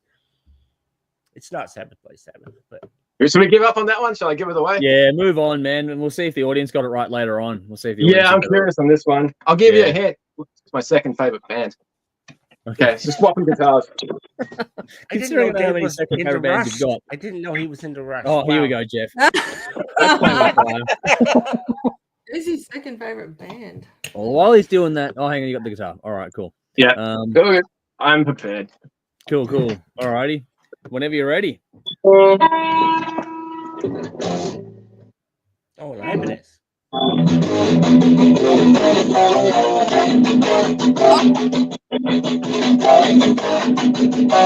Okay. Go on. It's Fear Factory. Hammer.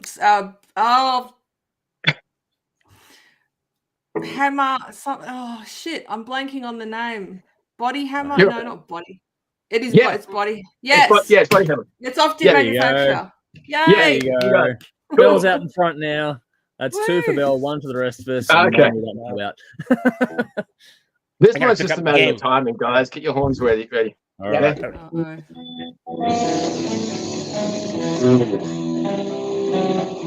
Uh-oh. Oh, Oh, yep.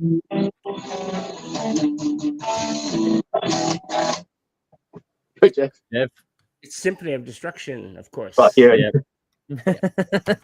Nice. Yeah, Okay. Cool. nice one.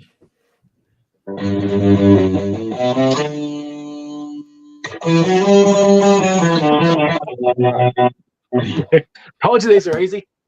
Oh, Bell. Oh shit. Sorry. It's Thin Lizzy. It's Thin Lizzy. Is it Black Rose? No. Yes. There Yes. you go. Okay. Phew. I got that right. She's just ripping it. Wow. Yeah, Belle, for someone who said she wasn't going to do very good at this one, you're blitzing us. I might just go no more right now. Well, we'll see. All right. Ready? Yep. Fucking leap.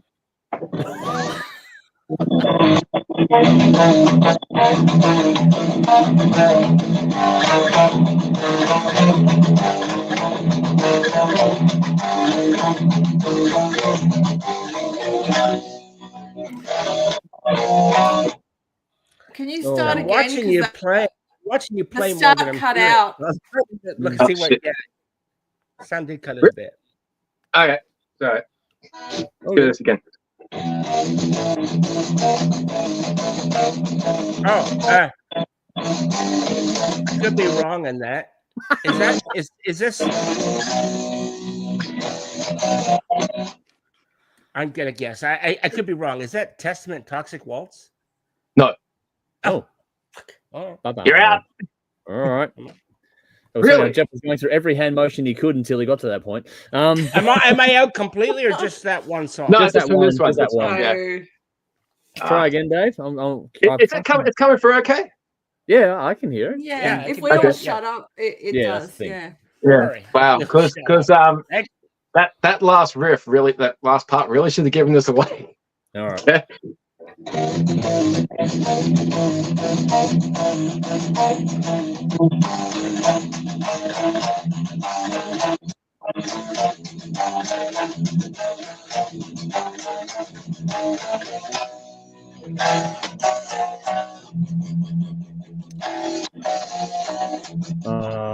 Yeah.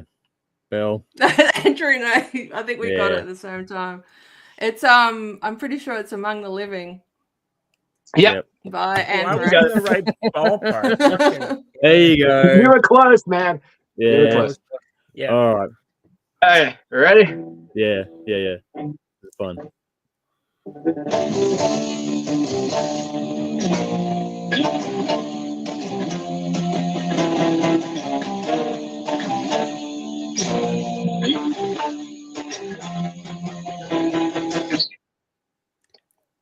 Oh my fucking god, what is that? Oh, I know that. I know that so well, but why is it not coming to me? Yeah. I'm trying to... Oh no. Oh, The audience is screaming at us right now, and as a collective, so it's like... Do I need to play it again? Yes, please. Yeah, please. Yeah.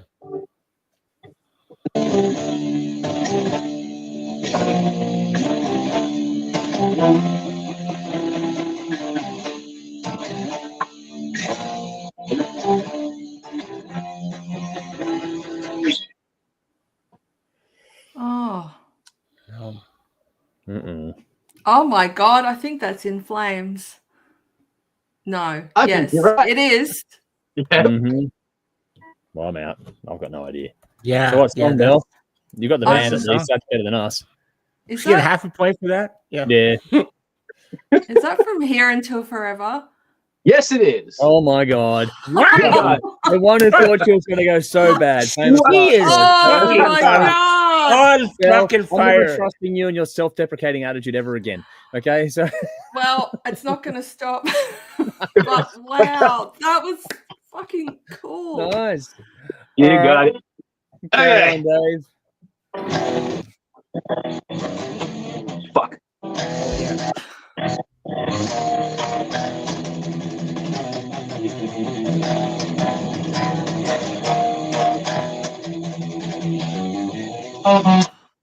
Oh, fucking hell. That last bit. Yeah, I know. Do you want to hit? It's You may as well. Yeah. First week back, I was wearing the t-shirt. Oh, First that's week good. back. Fuck. I haven't got the It was only 2 weeks ago. That was whole 2 weeks ago. I can't remember yesterday. Can you play it again? Yes, I can. All right.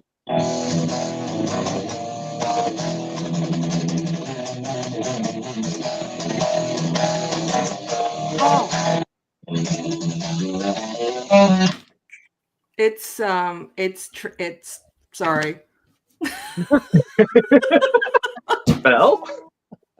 It's Trivium and oh fuck, I can't think of the song title, but I think it's off the Crusade. Yeah. Am I 2 right? out of 3 points. Yeah. If I say entrance, entrance of the. Nah, it's been that long since I've heard Yeah. the album. Entrance of the song Congregation. titles. Oh wow. Oh, outside of Yeah. my wheelhouse.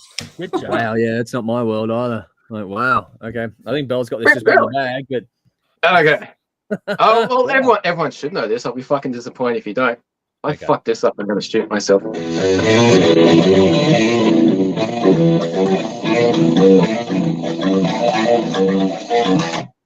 oh, fuck! I know that. Fuck. Oh, I'm gonna be wrong probably. I'm gonna try. Is it it's Night a Train? sped up version of. It's a sped up version of. Oh no, it's not. Oh, I know what it is. I thought it was Night Train. I'm Sorry, I'll shut up. that's the band. Yeah. It's Guns N' Roses. Yeah, wrong song though. Probably. It's definitely Guns N' Roses. It's Paradise City. No, it's not. So Jeff's the only one left.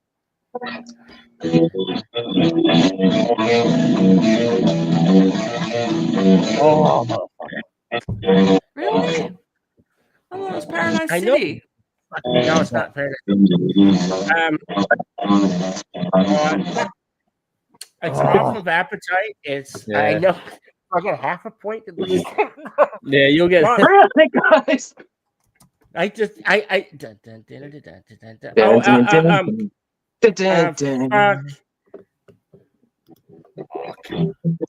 Well, I don't know. I was convinced it was Paradise City, but I guess I was. No, it's. I can't think of what it is. Oh, yeah. I think I know it now. You're crazy. No. Fuck. What's going on? Easy. Fucking Rocket Queen. Rocket Queen. Yes. Queen. Yes. Oh my god. I'm in my head. I'm going like lyrics, and I'm just not getting it. Wow. But sorry, Dave. We're blowing your fucking game Oh, up. that's It terrible. was good. It was good. Good. Does anyone get a half point for that? I think Jeff gets a half point. Yeah, you get a half point. All right. Yes. Cool. Keep Right. going. Fuck, we're bad. We suck at this. Yeah. Oh no, we suck again. Anyway. You suck. I can't believe I picked this next fucking song. This is okay. Just do it. There we go. Bill's there. Go on, Bill. Take it. Blackened. Yeah. Yes. Fuck yeah. Yeah. Yep. Hey, Of course it was. I didn't fuck it up. That's the only one I was really worried about. Well, there you go. You got it. Okay. Does that sound good? Oh. Yeah, cool. Right. Oh. Clean tone. Mm.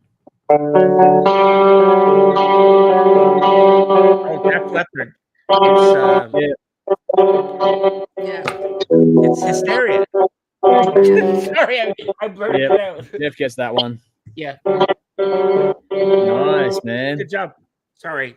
I kind of ruined it for everybody. Jeff got it. Hysteria. You've got. Yep. That was Jeff. Okay. Sorry, guys. I should have just kept my mouth shut and just Gotta get the horns up too. Okay.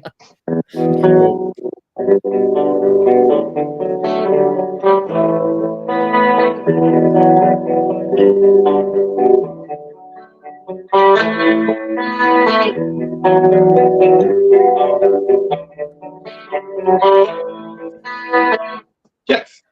It's not. Is that Fade to Black? No. No. Okay, I'm out. Wasn't Because Fade to got the Black. similar. Must got a similar thing. Yeah. Okay.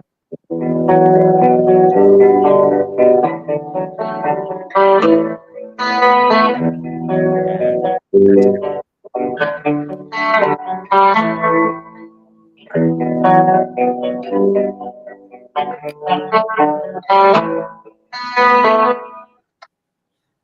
No idea. Yeah.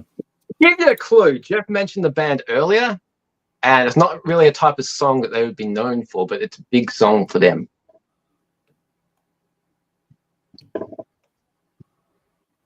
I can't say because I'm out. Yep.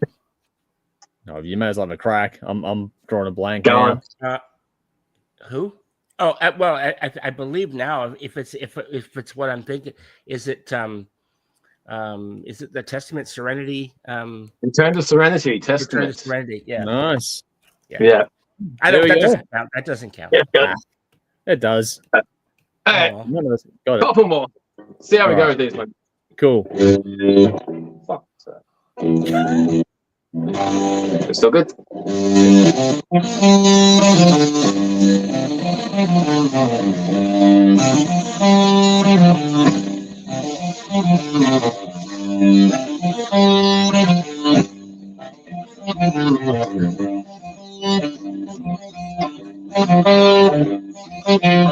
Oh my god.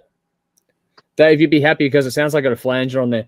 Who said it doesn't? It's just the way it's coming through the speakers. Yeah. Give you a hint. We did one of their live albums. Oh my god. I know this.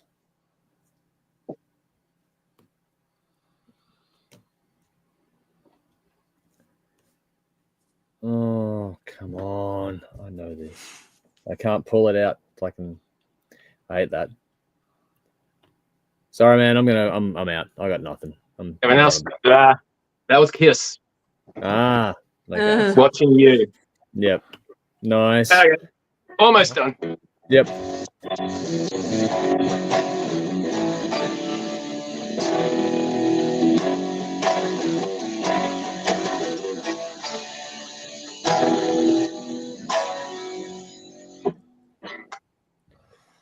Another one sounds familiar, but what? Fuck, these are always so much harder because you don't have the whole context of the whole fucking song. It's amazing how much you It's lose. coming through, okay, though? Yeah, I'm hearing it.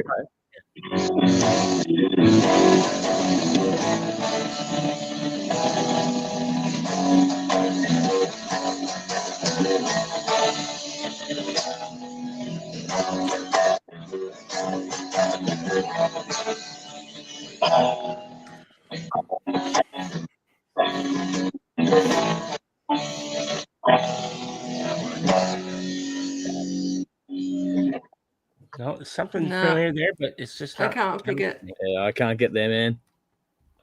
Okay. Wasp, Wild Child. Oh, wow. I Fuck. don't know Wasp all that well. Yeah. I hear it now. It's just, yeah. You're being also like you're playing riffs, not like intros, for example. So if you'd play the intros, so that's why it's a bit Not slow. making it easy. I thought making it easy. No, that's all good. Good. I like it. It's good. Yeah. I don't know who's winning, but Bell is. Andrew, pay attention. Okay.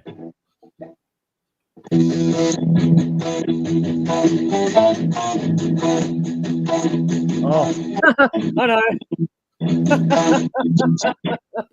You're playing in my wheelhouse, man. Rammstein, Links. 2, 3, 4. Yep. Yep. I knew that. Damn it. I didn't know that. Links will drive here. Yeah. Okay, there's 3 more. Yeah. If you guys don't know this, I fucking quit, okay? You ready? Yeah.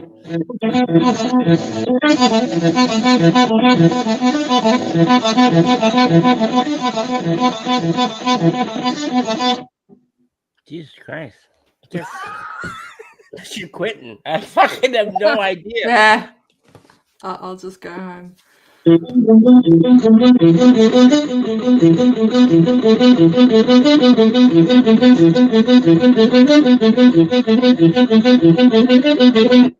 is an intro. Ooh, fuck. I don't know. Is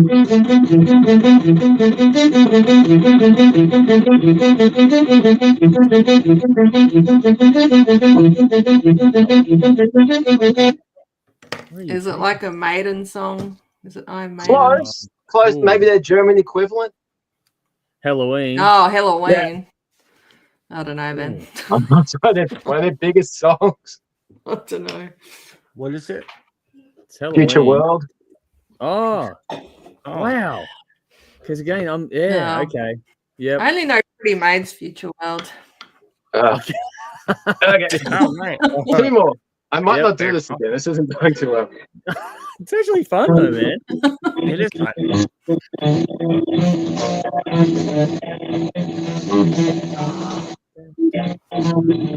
Oh, Yeah, come on, Jeff. it's Painkiller. Yep. Is it not? Oh, It is damn. Painkiller. Yeah. I couldn't hear. It was. You did well. I was 'cause actually could not watching. hear I was that. watching it when he was playing. I couldn't hear it very well. But I saw it. Guitarist tuning. Yeah. Yeah, the Guitarist guitarist is tuning not bringing here. up now. Bell, can't you hear?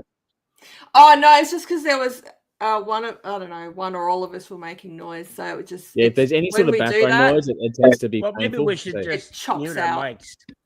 Oh, maybe. Yeah, everyone that's a be good quiet until you got. That's why I said put the horns up. Hey, Yeah. last one. Cool. Last one. Okay. Oh, go on. Iron Go on. Maiden, Yeah. What's up? Phantom of the Opera. Fuck yeah. Yay! You know, And that's I was going to be Seal. sneaky and grab That's the a other good one. guitar, which is tuned to a D, and say, no, not Maiden, Ghost. Because Ghost version is in D. Yeah.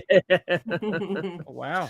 Well, well done, So who man. won? That was cool. Very well Good done. effort Yeah. went to that. That's cool. Yay. Nicely done.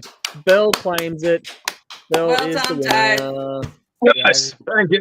That was cool. Absolutely. Well done, That Dave. was That was cool. cool. What Let's was the see. final score?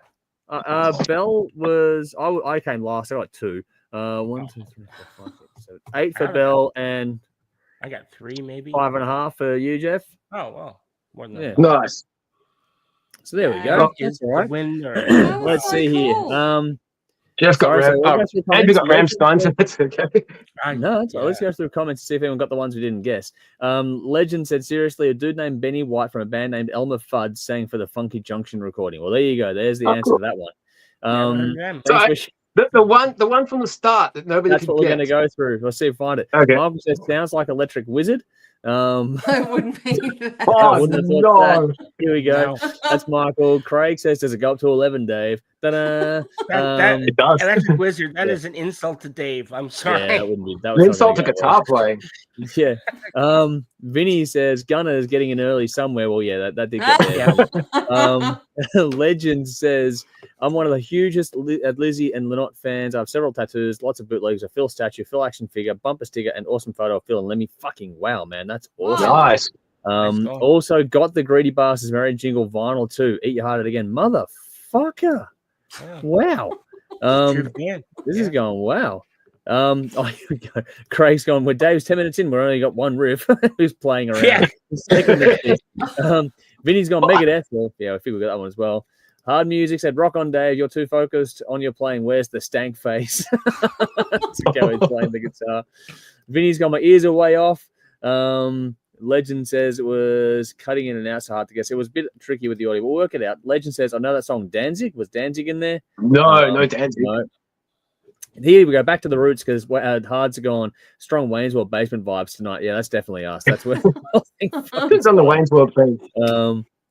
Craig's gone. Have I had too much to drink, or is Dave? I'm arguing you, Craig. Danzy saying, Jeff, you legend. Good to see. Hey. Legend says Black Rose. Cat says Black Rose. Thin Lizzy finally getting them recorded outside of the hits. Well, there you go. You nailed it, PJR. Good to see you, by the way, PJR. I could guess on Testament. Wow, they're going back and forth in the comments. Vinny's Nice. gone Battery, Metallica.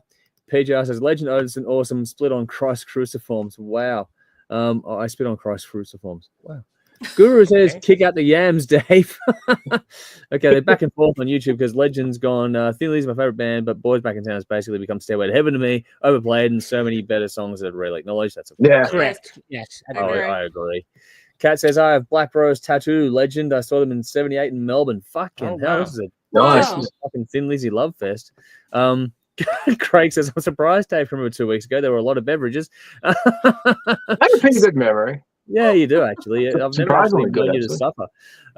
Odin's son, I still love the boys back way more than Stairway, but I get you there from PJR. Brownstone Stairway. from the Guru. No, fuck, everyone picked everything but Rocket Queen. I thought that was obvious. Shit. Yeah, I thought, yeah, weird.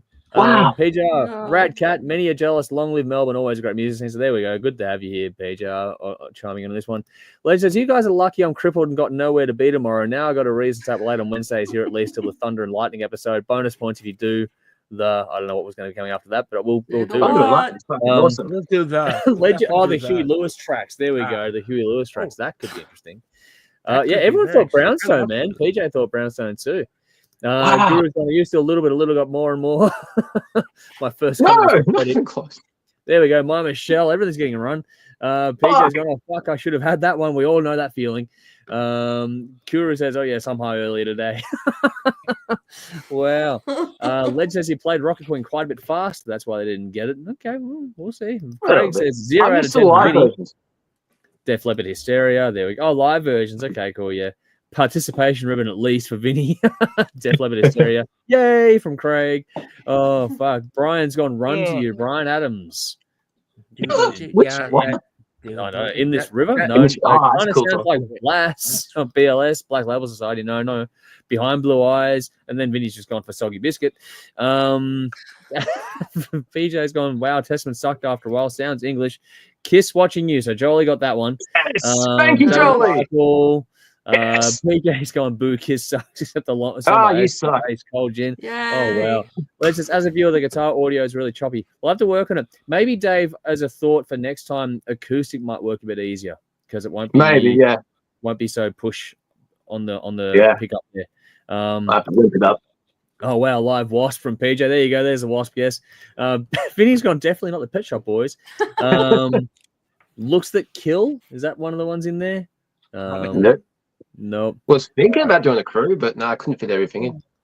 Legend. I love Wasp. Met Blackie once. Wow. Wasp was nice. second after Lizzie Bean. Nicely done. Craig said Maiden. So did Idaho, of all places. Blackie rules. There we go. Moonchild. Was that in there? No.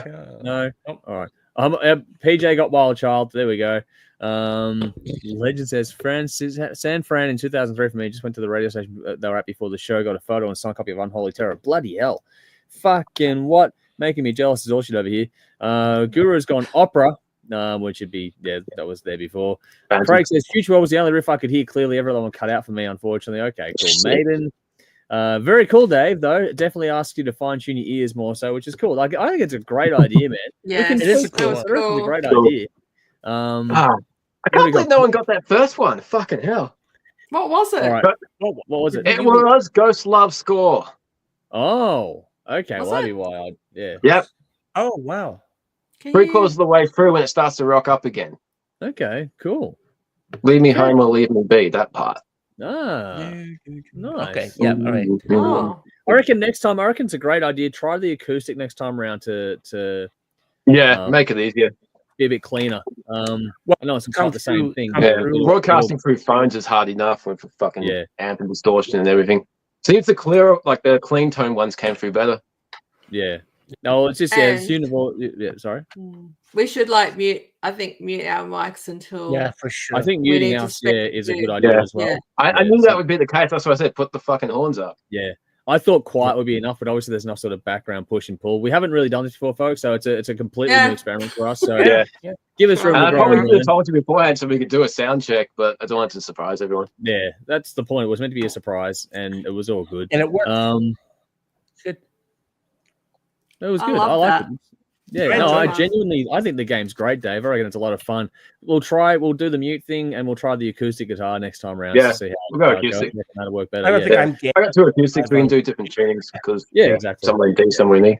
Nice, cool. That'll work even better then. I'm going to quickly catch up on comments before we get to the battle tonight. Cool. PJ says Odinson, I saw Blackie chased by a fat groupie chick in a hotel in Boise, Idaho in '86. I was 12. Fucking hell. What a story. This is great. Oh, PJ's gone after that. I was a fan. Well done. Any fans of the band Fast Eddie? We Yes. did that album a little while ago, so well done on bringing Huge that fan band of Fast Fast Way. Eddie. If you're in the Yes. right place, because this fan base for us has a huge love for that album or that band. Fired up. Yeah. Yep, I love them. Trick or Treat is the one that gets a lot of love Yeah. here. Yeah, we got Odinson. Do you have the Trick or Treat soundtracks? There you go. A lot of fans going back and forth. Oh yeah. We need more riff nights, Dave. That's from Craig. We're going to get that. And Legend's gone D's nuts. Jolly's gone second last one. I thought was Divinals. Michael's a great game, but good improved sound next time. We'll get there. PJ says subscribe. Thank you for that. Really do appreciate it. It is all trial and error, like you're saying there. We are going to get there, but thank you for subscribing. Really appreciate it. And Michael's gone fastest. Awesome. So there we go. Bit of fun and games. Like we've never done that before. We have never actually done that. We've only sort of we've done a little bit of it years and years ago on the TV side of things, but not on the live stream side of things. So it's been a little while. So yeah, bear with us. Like I said, next time I reckon we'll try the acoustic guitar and definitely mute our mics and then unmute for the. Correct. The only downside about this platform back end is I can't solo audio. I can only solo video. If I could solo audio, or if I can find a shortcut to do that, maybe I'll get that. Maybe I'll get that thing going. If I could do that, that'd be nice and handy. What do we got here? Guru says, I'm wearing a Les Paul now. What have you done, Dave? Well done. Since we're talking guitar as well. Here we go. Legend says, got the Phil Lynott 19 12-inch single too. Fucking hell, man. The whole collection. Here we go. This is a one. This was made for me. This is a Jackson. Nice. It's a one of a kind. It's got a kill switch. It's got everything. But, nice. There you go. So it's orange sparkle. If you can't see. Oh yeah, it just comes through. Yeah, cool. I see that now. Beautiful. It's beautiful. Nice. Yeah. So it's a one of a kind. There's not another one like it in the world. Wow. That's cool. Yes, we know this. Guru's gone. Jeff is a lefty, so there. Ooh la la. Yeah, Jeff is a lefty, and he's very proud of it too. Very proud of it. Alrighty. Yeah, yes I am. Yeah. Yep. Alrighty. Let's get to the battle. I don't know how long this will be for us to do this, but we'll get through this battle and then we'll start to wrap things up. Legend says quickly, I have no friends in the Lizzy or Phil like me. Got to brag someone that cares. Don't worry, we care, man. I'm fucking impressed. That's one hell of a collection you're talking about. Keep it coming. Yeah. All right. Yeah. 2 links to the album. Are we showing up Thin Lizzy bootlegs? Sorry. Oh, God. Let's not. Come on. Well, he's got to. It's a pissing contest at this stage. He's got to do something. Yeah. Here we go. But while you do that, I'm going to split those links out individually. So just sorry for the spam in the comments, folks, because it didn't work the way when I put them both at the same time. Here we go. Yep, one after the other. Running out of fucking hands. When does it end? Holy crap. That's a lot. Wow. It's like Mary Poppins' bag, man. Like, that's cool. Wait to see what I pull out of my bag. Oh, wow. I bet mine's bigger than yours. Okay, here we go. Yeah, I bet it is. Legends. Hey, you know Legend, dude. So I'm not going to Lizzy. I don't know. It's a Lizzy off at the moment. That's all I know about it. It's a Lizzy off. So I don't know what's going on. All right, I'm going to move us along. Right. We're having a lot of fun, but we do have to get to the conclusion of the show. Otherwise, we'll be here all night, unfortunately. But Ray DeVito, Thin Lizzy, Black Sabbath, Van Halen, Judas Priest, all great bands. Well done. Thank you for jumping in and saying hi. Good to see you. Hopefully, you're having some fun watching the show. And PJ says, Odin's and Dynamite comes in small packages. Okay, you two can go back and forth in the chat. In the comments and the description box, you would have seen 2 reference tracks pop up, which was one was Derek and the Dominos with Layla, which got some love earlier on, and Sex Pistols' God Save the Queen, because in case you don't know, those are the albums that are doing the battle head-to-head tonight. We do an album battle every week, King of the Riff, and this season is called One Album Wonders. So bands that only ever released one studio album, we're disregarding live albums and all sort of stuff. If they released one studio album only, we just sort of did a poll and then sort of picked some albums and off we go. This is round 2. So this is Derek and the Dominos, Layla and Other Assorted Love Songs versus Sex Pistols. Never mind the bollocks. Here's the Sex Pistols. This is what we're going for here.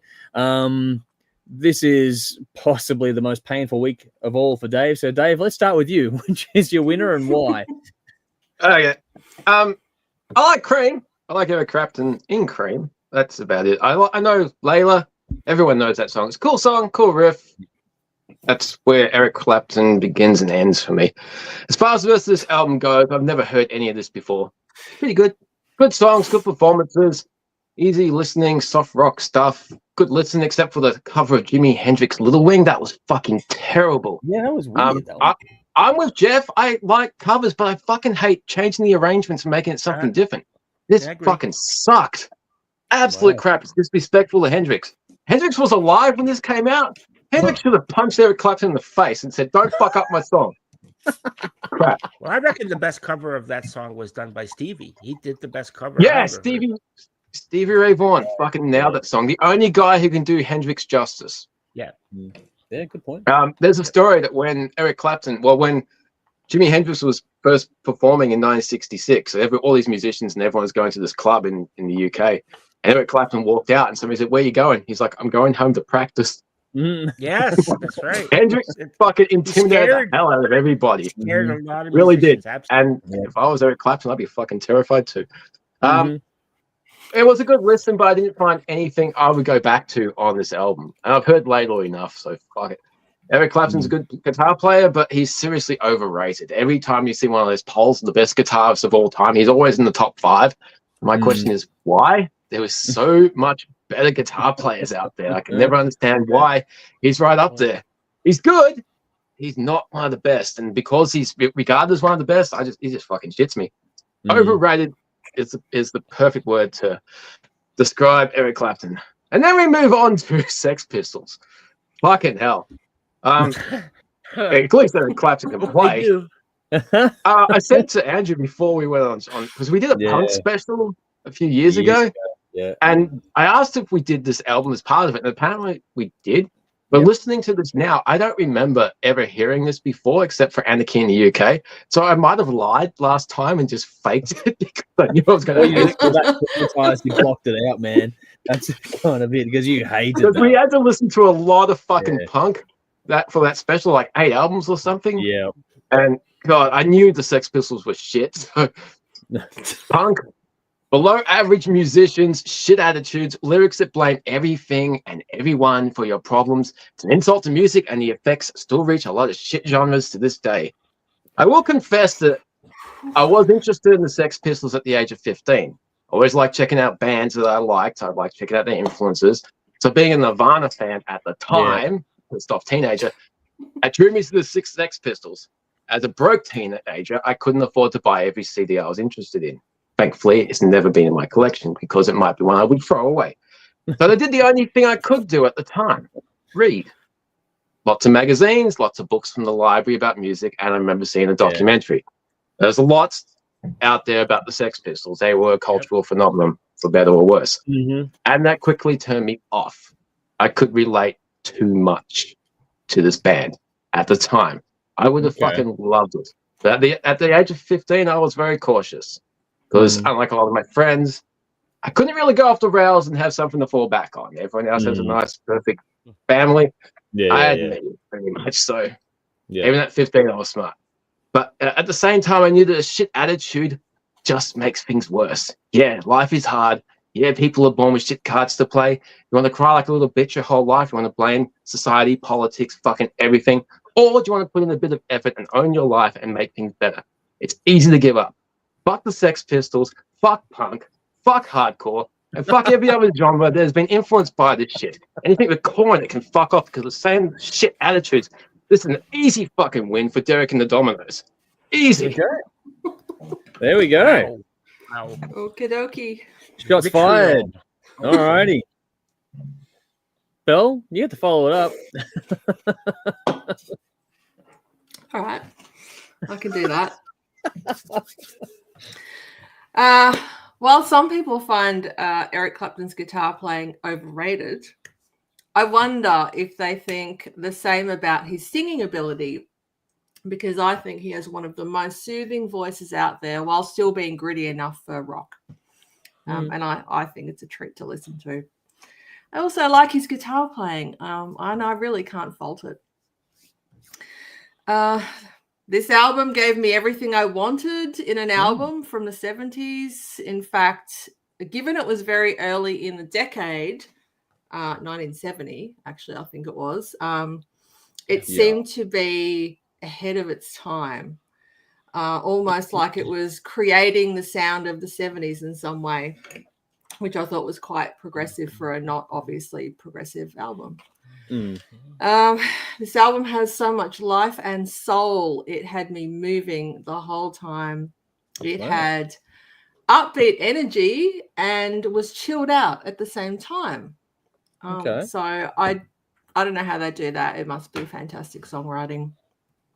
The song Keep On Growing is a perfect example of what I mean by that. Yep. So yeah, it just had me in its thrall from start to finish, the album, that is. Favorite songs, all of them. Favorite things on the album, the use of the Hammond organ, the bongo playing was cool. And the slide guitar in Any Day. Actually, all the slide guitar, because it's just great. And I feel sad that I've been missing this album from my life until now, because I hadn't heard it before.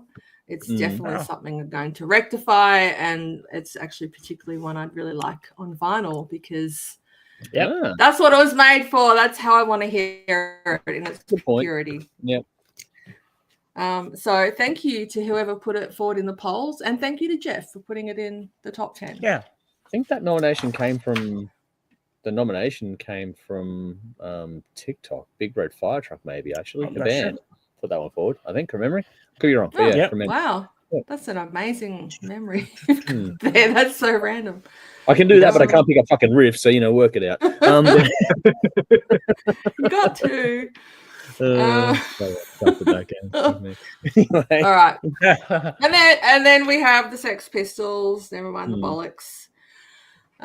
This album has influenced countless musicians and bands, even those not making a career in the punk world. There have been covers galore of songs from this album.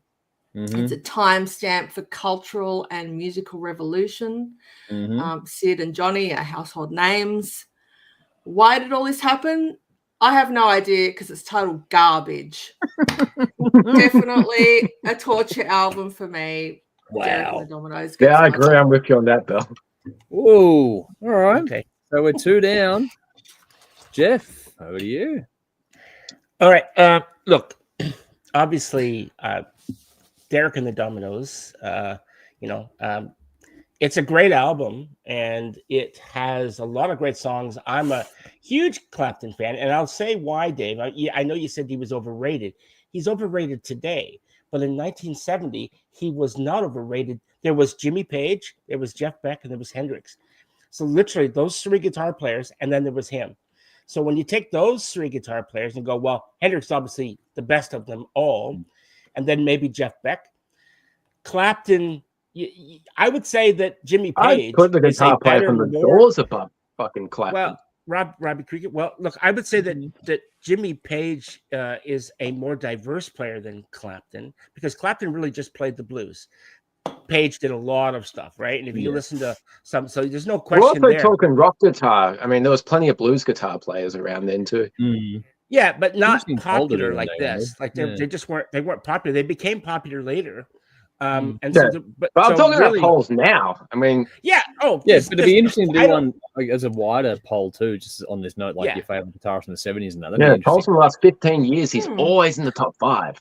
Yeah, I think overall, well, for as far as like influences other musicians, all their famous musicians will say, Clapton was the guy, and he was, because he played the blues in a way that nobody else was playing it. Hendrix was the innovator, right? Jimmy Page was very diverse. Jeff Beck was kind of there around the same time, and Clapton was just there. So for me, I don't think he's one of the greatest guitar players now. I think Steve Vai would shit all over him. Joe Satriani would shit all over him. But Stevie Ray Vaughan, yeah. But if you would ask Stevie, he would have said Hendrix, Clapton. That's what he would have said. So who knows? He was a big fan of fucking Albert King. Albert King, yeah, you got a lot of the blues players. Sure, there's no question. Technically, like I don't think there's a better blues player in that era than Clapton. From a technical standpoint, the guitar, he could do shit with that. Other people just went, "Fuck, I better go back and practice." So except when he sings Hendrix. Yeah, well, that's right. That he had to say it because I mean, there's always somebody better, right? So true. I love this album. I think like Bell Bottom Blues is one of my favorite songs of all time. It's just an amazing song. I love it. Layla, great song. Obviously, it's overplayed, but it's still a good song. Yeah. It's still a great song. Absolutely. Yeah. And I agree with that. That is a good song. It is a good song. And interesting note why he wrote that song. And same with Wonderful Tonight years later. It was whose fucking wife was it? So basically, it was George Harrison's wife. Huh. He was infatuated with her. Oh, okay. And he basically, after George and her divorced, Eric swooped in. He's like, oh, you know. And so he was writing songs about her all along. Wow. That's how much he liked her. And but look, I'm going to have to go for this album. There's no question. When I look at the Sex Pistols, I think of Yes as an influential band, album, the whole bit, the whole package, a lot of angst, a lot of, being pissed off at the world and blaming everybody else for your problems. Yes, we get it. Mm-hmm. I don't think that it can be underrated from what it is. It's just an amazing album for that. I think it's there is some good stuff on here. I mean, I don't think anyone could say, you could 3 chords, guitar playing and stuff like that's fine, but the drumming was fine. There was no problem with the drumming. I think that Johnny Rotten's vocals were fine. He had a very distinct way of delivering. Intentionally abrasive. Yeah. Yes, absolutely. And got to remember the lyrics, even though I don't personally think the lyrics are great, I think that they were abrasive enough that had they been in maybe a different topic or something else, maybe the Sex Pistols wouldn't have taken off the way they did. They were deliberately anti-establishment, and that at the time that was everything. It was like, okay, we got somebody to go for, and all these other bands came out of the woodwork, and it is what it is. That we know what the punk influence did to the world, changed the world musically. But I have to go with Derek and the Dominos. It's been one of my favorite albums from a long, long time. I'm a huge Clapton fan, and so for me, it gets my vote. Okay. Well, I'm going to basically be a footnote here because my vote doesn't matter. We got 3-1 or 3-4 or 4 or a clean sweep, but whatever take you pick. But we'll see what happens. We'll see if it's a sweep or not. But the fun. Like, it's funny because I was thinking about this one in a lot of context, and I was listening to both albums over and over again, and it's funny to me how different tastes can be. Like, these are 2 exceptionally different albums. Like, you got an abrasive punk album and a cruisy blues kind of album. Like, the only serious gear change on the Layla album is the song Layla kind of thing. The rest of it's kind of very much in your simple, straightforward, 12-bar blues, jam band kind of stuff, which is all exceptionally well done, just for the record. The other side of the coin is like the Derek and the Dominos had like a lot of long songs, all that kind of stuff in there too, whereas, on the other side of the coin, Sex Pistols is nowhere near as classy. Let's just put it that way. Nowhere near as classy. Nowhere near as tasteful, shall we say. The songs are shorter, the sound is different, even though Sex Pistols came out in 77 and Derek and the Dominos came out in 1970. They sort of, you could almost argue they came out in different orders than that because, the way the things sound and feel and all that sort of stuff too. But it was funny going through them both because they're so polar opposites to each other. We don't often get that massive clash, and that's why this one's actually kind of cool, because the way we've done things this time around being different has really opened up these sort of gateways to really odd kind of battles. And I don't know, I found it to be fascinating just in its own as an exercise in listening to these albums back to back, because you flip 180 like just from one song to the next and the whole mood just shifts like that. Getting to the point, I think that it really does come down to taste. That's why I was making that preamble about taste and how the albums are so different. Because for me, whilst I enjoyed Derek and the Dominos, I found it to be suffering the same problem as them Crooked Vultures last week. It just needed an edit button. Like I agree. it's too much for too long kind of thing. You don't need that much of it for the. It's like it's, and I don't mind long albums per se. I'm not as big a fan as Dave, for example, but I don't mind them. But so long as there's enough gear, you have to do something interesting in the course of a long song and a long album. It's the same shit over and over. Yeah, Derek and the Dominos, for all the talent that's collected in that band, the quote unquote supergroup, it's not that diverse, nor is it all that interesting when you really break it down. It's tasty, well done, all that kind of stuff, tasteful, well played, all those things are there. But yeah, you're just listening to 12 Bar Blues for an hour 20. It's like, okay. It's not that fine. Like, it's fine. Like, it's okay. It's an album. Like, to go back to my phrasing. 5-minute power metal song's cool to me.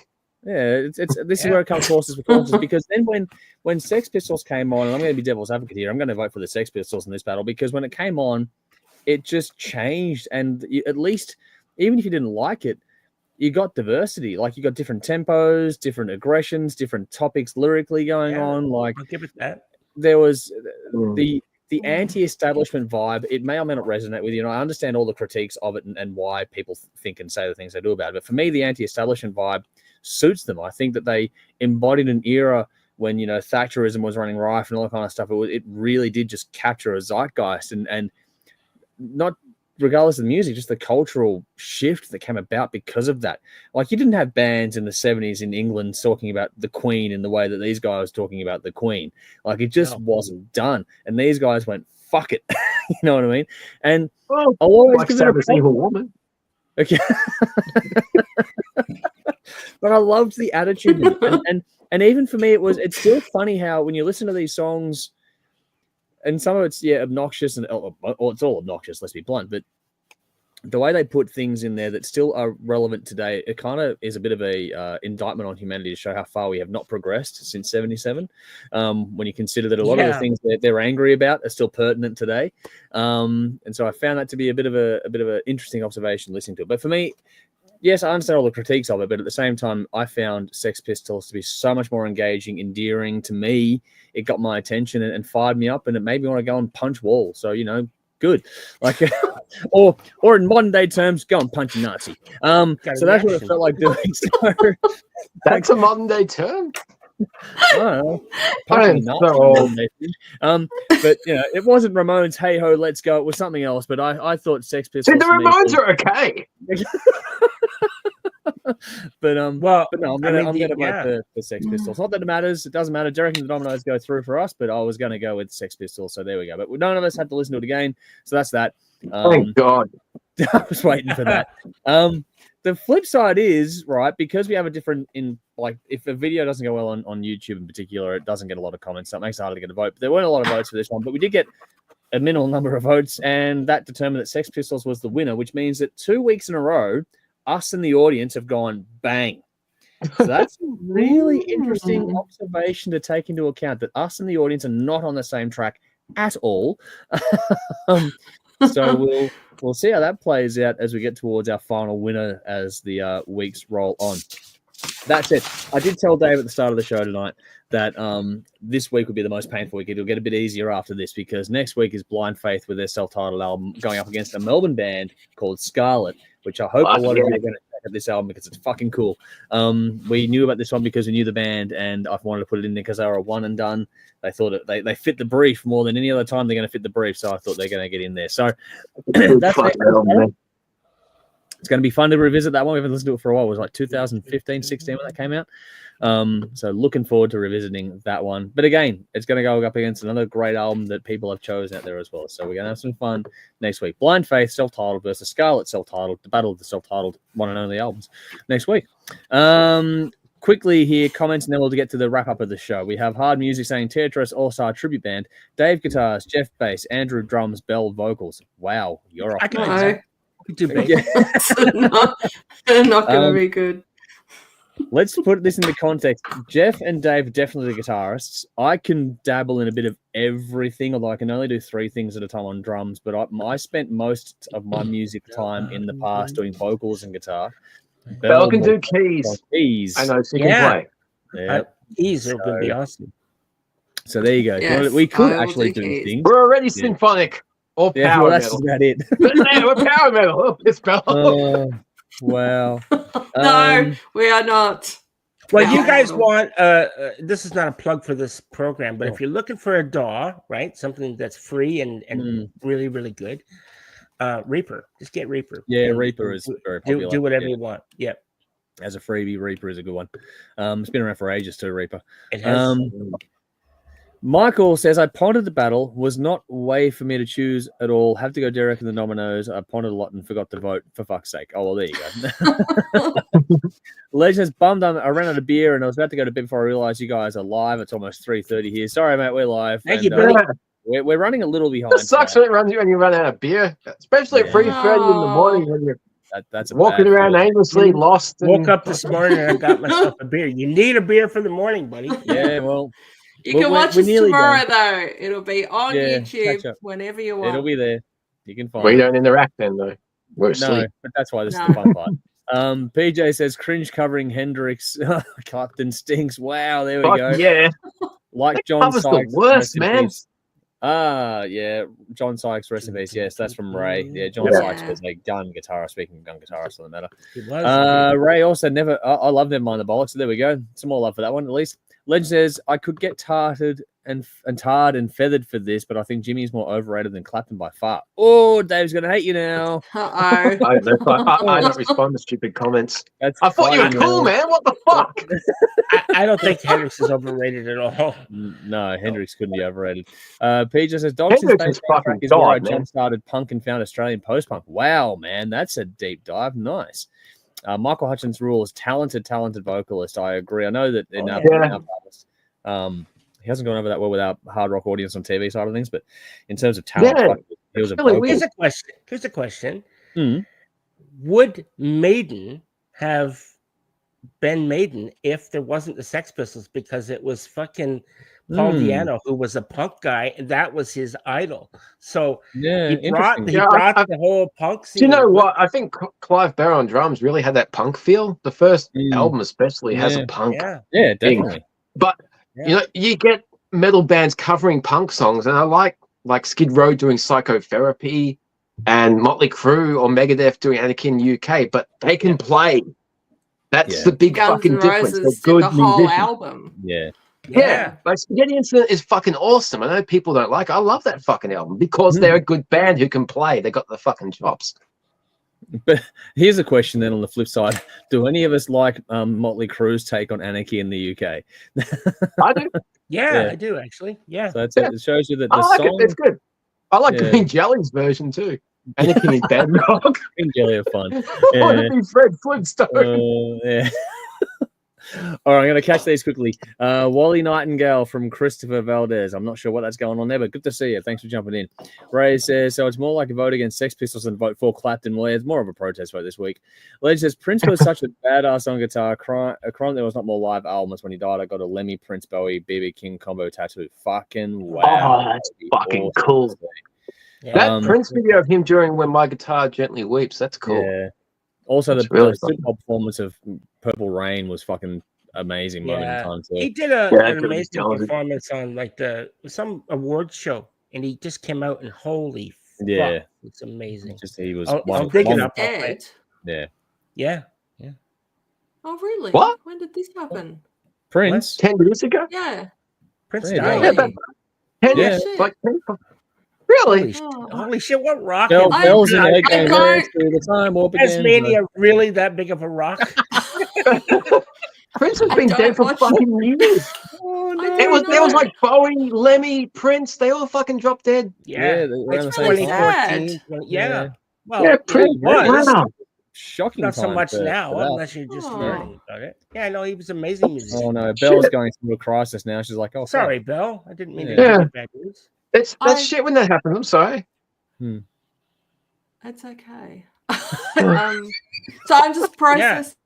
More than 10 years ago. I get it. When I started listening to Thin Lizzy, I didn't know anything about them. I didn't know Phil was dead. I'm like listening to Hendrix or The Doors or one of those bands. Like, like maybe I can see them one day. Like, So I was listening to him the other day, and when you 10, 20 I wonder what I wonder what he's doing these days. I guess He's We composing. can tell you, but you don't want to know. He's writing compositions in the key of D. He's clawing at his casket. Yeah. So Oh, Well, Phil, for what it's worth, a Wow. big digital hug Oh, sending through to you. that's Yeah, an he died. awesome lyric. 9 years ago. 9 years Yeah, ago. Look, All right. it was a shock to the Oh, world, but okay. yeah. it Well, was. It was. Yeah. a big deal.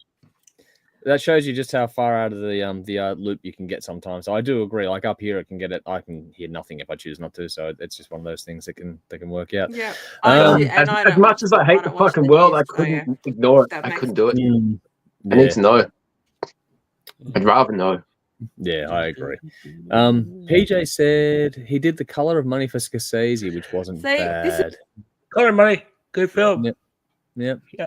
Hard Music has Glenn Matlock, Pistols bass, now plays in Debbie Harris touring band. Sid didn't play bass on Bollocks, couldn't play for shit. Yeah, No, he couldn't. They were super talented. Fucking idiot. He wasn't even apparently he wasn't even plugged in. They just gave him a bass and he was just, whatever. Yep. PJ says, love most of Johnny Rotten stuff, yet the fall went further. Well, there you go. Guru says, some say Chris Spedding played on Jonesy's guitar parts on Bollocks. He even had a bio called Reluctant Guitar Hero. There's a lot of conjecture about that album in particular. Christopher says, Clapton helped jumpstart rock against racism. Well, there you go. Yeah, but he's the biggest fucking racist now. Oh, he's got some and anti-vaxxer. Yeah, he's got some interesting points of view. No, Craig says, it's really only tuning each week for Dave's reviews. You never disappoint, man. So there you go. Clapton strikes. That's awesome. PJ says, Prince rules on guitar. Prince can shred metal, which is nice. Legend says, kind of cool when BLS added the end of Layla to the end of piano version of Spoken Word. That was a cool touch, yeah. Yeah. I like Valdez, Clapton hates blacks who he learned from. Okay, that's interesting. I don't know. They're getting into it now. Heard Johnny got the gig by singing 18 by Cooper when auditioning for the Pistols. Wow, that would be interesting. Clapton was in his vibe in Cream. That's probably more to the point there too. Yeah, Cream's cool. Craig says Kossoff was better than Clapton in 70 as well. So there we go. Yeah. Legend, the Pistols may have mattered, but that doesn't mean they were actually good. Give me MC5 or even New York Dolls over the Pistols any day. Yes! Both of those bands are fucking cool. Winslow says, I agree, Legend. So there we go. PJ says, rock and roll is my pure paganism. Always got me off the Abrahamic plantation. There we go. Paddy Boyd's getting a shout out. Rudy, good to see you. I can't believe I found a corner of the internet with no politics or UFOs. Yeah, you're going to get a lot of different points of view here, but generally speaking, we try to keep it to the music here, Rudy. So good to see you. Thanks for jumping in. Politics. I fucking hate we do politics. understand that the world is a very angry place. We're making a very conscious shift to not go angry this year, apart from hate reviews. Politics and sport. Fuck that shit. Oh, well, fuck you. Anyway. They're both fucking boring as hell. Anyway, Hardy says, when you reviewed Neurotic Outsiders, that Duff and Matt saw him with Steve Jones from Pistols on Guitars. Great one and done album. I don't know that one personally. Neurotic Outsiders. I've heard of it. I haven't heard it, but I have heard of it. Chris has gone, Sid and Nancy are a better couple than Eric and Paddy Boyd. Fair point. Righty, except the band UFO, who I've never listened to. I don't know. They're getting in. I remember that project music. So there we go. Back and forth now. Vinny says, do you think Clapton is rated so highly because his reach goes far beyond this genre of music and into commercial radio? We often celebrate so many ridiculously talented guitarists, yet commercially they're not as well known. Interesting point. Vinny, Clapton had huge crossover. You got to remember too, he did things like the Lethal Weapon 3 soundtrack and all that kind of stuff as well. He had a lot of crossover appeal. His unplugged performance was one of the ones that everyone's loved to death. Like the version of Layla and the unplugged version got such a massive spike when it came out, and that too. So definitely his crossover into mainstream has probably helped bump that status by a fair bit. His Crossroads concerts that he does where he gets all the guitarists and stuff. That's amazing as well. And I think also, songs like Tears in Heaven, for example, about his child and all that. Like there's all these things to play into it. So there's definitely an emotive connection. I'm going to have to start skimming through some comments here. Sorry, folks. I'm not going to read them all out. Joel says, Pistols for me due to their opinion. So there we go. Pistols got my vote from Guru. Craig says, Ramon should have the Sex Pistols for me. What do we got here? Sorry, I'm just going to keep scamming through here now. Sorry, skimming through, not scamming. Skimming, whatever. Vinny says, Tara tries to do a deep dive into talented guitarist Corey Feldman. Not happening. Not happening. What the fuck? Wow. Jolie said, I saw Prince in concert for He Passed at Rod Laver Arena. Wow, that would have been fucking phenomenal. Oh, shit. Yeah. Can you do a review of the new Sabine album, Jat? Scarlett used to live in Sydney. Awesome early Wasp Vibes killer album. Okay, we'll have to see what we can do there. Hard music. Sabaya. Okay, that's why I'm like, huh? They're now based in Austin, Texas. Okay, we'll see. Where we go. Guru says, Neurotic Outsiders made a stunning Duran cover, Planet Earth. Wow, okay. And there we go. Winslow's laughing. I don't know what's going on now. And Michael said, plenty of great British players besides Beck Clapton. One often overlooked, Ray Buchanan, a good example. There's plenty of overlooked guitarists out there. We're going to have some fun. And also, Chris says Danny Gatton is also underrated. So there's a bit going on there. Have fun in the comments. We're going to have to move on now because it's time to raise a glass and end the show for the week. We have really pushed the envelope. So thank you all for sticking with us, and hopefully you're having a nice night out there. But let's do the rounds here. Belle, what are you raising a glass to this week? You did tease at the very top of the show, so what have you got? Yes, well, for the love of sport, yes, I'm going to raise a glass to the Hobart Hurricanes for winning their first ever BBL final, which is 2020 cricket, for those that don't know. Cracking game. Yeah. It was an excellent game. Yeah. It was super fun to be there.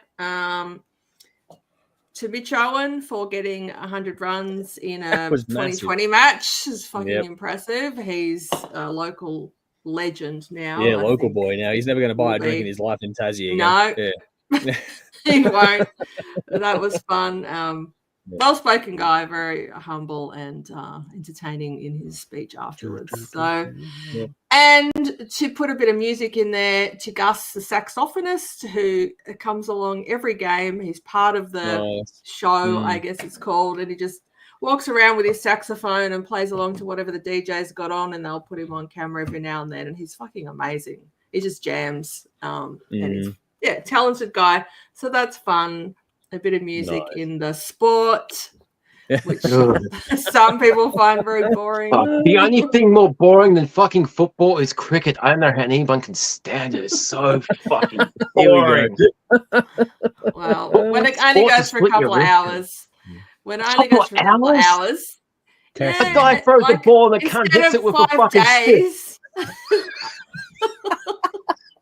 That's fucking boring. There are games that go for 5 days, Dave. So a couple of hours is nothing. No, I couldn't do a fucking minute of that.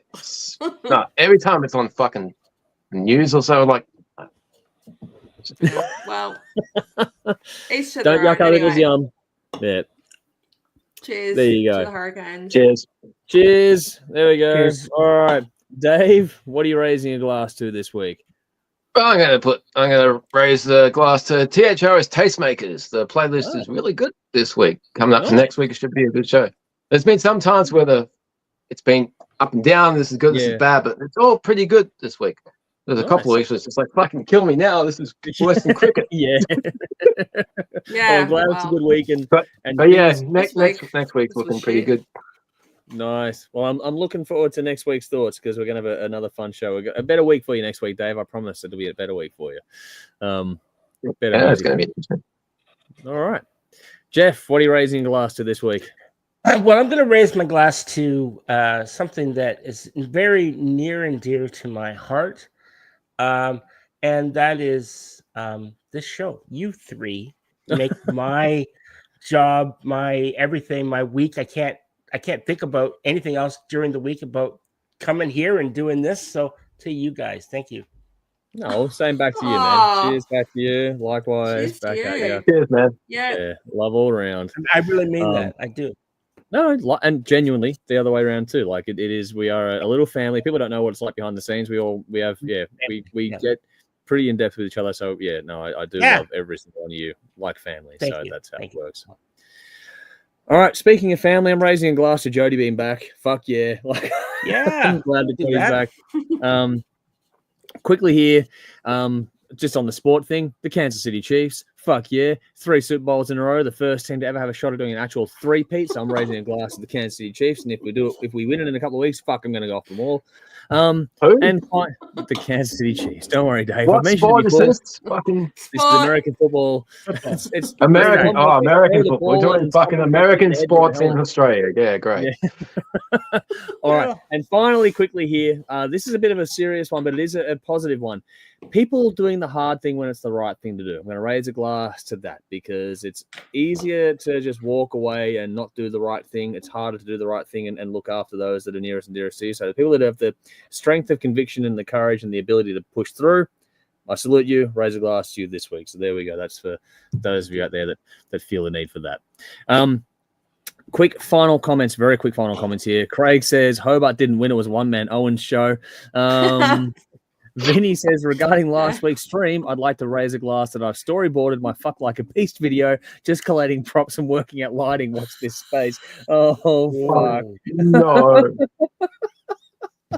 This is going to be wild. I'm happy to see the storyboards, man. Oh, wow. Oh, here we go. Here's some love.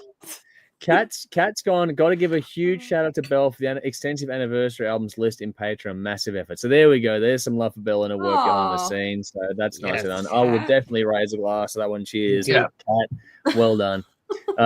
Craig says, cricket, Dave, try golf. NFL takes 4 fucking hours to complete 80 minutes too.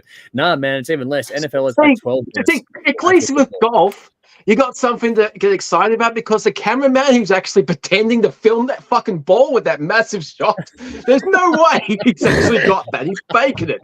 But you're looking there trying to find the fucking thing. At least there's something to do when, other than some cunt running back and forth with a bat. Like, yeah, you hit the ball and he runs back and forth. Like, fucking just stay there. You're exactly where you are when you fucking went back and forth. It's a stupid game. And then they spend 10 minutes talking about, well, he hit the ball and he caught it and he ran back and forth. Well done, motherfucker. That's cricket. Of all the fucking sports, it would have to be one of the worst. At least with football, there might be a punch-up. I mean, you got a bat. Hit the motherfucker over the head with it. Hasn't WWE taught you anything? No. You need tables, you need chairs, you need fucking weapons, you need TLC fucking cricket fire. match. That'll be interesting. TLC cricket match. All right. Anyway, Craig's on ask Andrew if he can borrow his mankini for it. I'm assuming this is back to Vinny in the video. Oh, mankini. I'm sorry. As if Michael's on Super Bowl halftime music doesn't sound good this year. No, I won't be raising a glass to that. Be sure of that. And Craig is laughing at Dave. So that is that. Look, that'll do us for now. Thank you, one and all, for jumping in. A big thank you to Jeff beside me on the screen. Thank you so much for your work this week. Big thank you to Dave, opposite corner, as always. Thanks for jumping into the breach one more time. And thank you for putting the effort in with that game tonight. It was fun. We'll work out the kinks in that and do better next time. But that was a lot of fun. So I do really appreciate the work you put into that. So good, fun games. Also, no, thanks again to Caria for allowing us to premiere their video. Check it out. Awesome. It'll be available soon, so you go and check it out. And also to Belle underneath me on the screen there. Thank you so much for your help as always. And again, like Kat said, all the work you do behind the scenes, not only on anniversary list, but also for the polling results and all that kind of stuff and the graphics put together for us during the week as well. So Belle does a lot of stuff behind the scenes, as do we all, but just want to give a special shout out there. So thank you, one and all. Quick final word here. Dave with the 12th man vibe. So fucking boring from hard music. Vinny says, special comment from Dave. Was funny. I heard that. There we go. Craig's gone. Great show, peeps. Most welcome. Thanks for tuning in. Same with Winslow. Great show. Thanks. Most welcome. Thank you, all of you. Sorry we couldn't get through all the comments tonight. Got a bit wild in there. I'm like, no, we got to try and wrap this up because there are timelines people have to stick to because of work tomorrow. I know people are going to jump out of this meeting as soon as I roll the credits. So Bell's nodding her head going, I'm out of here. All right. Look, thank you all so much. Michael says, love you, the Tassie Hadget. So there we go. Some more love for the nickname there. So we'll have to make you a t-shirt one day, Belle. Yeah, good idea. Yeah. I think we should all get one. I survived the Tassie Hatchet. Yes. Yeah, that's a good one, man. Hey, I haven't heard your recordings yet, Jeff. I don't know if you survived. Oh, right. I'm never playing. Dave's heard my recording. I'm out. I'm not joining anything Jeff's got in mind. Just fuck it. It's not worth it. Oh wow! What? No! This is taking a weird turn. No, I'm put off. No, it's cool. I'm not. Okay. All righty, guys. On that note, We'll see you all again, same time and place next week. Thank you all so much for tuning in. I'm Andrew, and make sure you check us out on TV and follow, like, subscribe, all the usual stuff as well. But until next week, you know what to do, folks. As always, it is time to drink up. Rock on. See you soon. Cheers.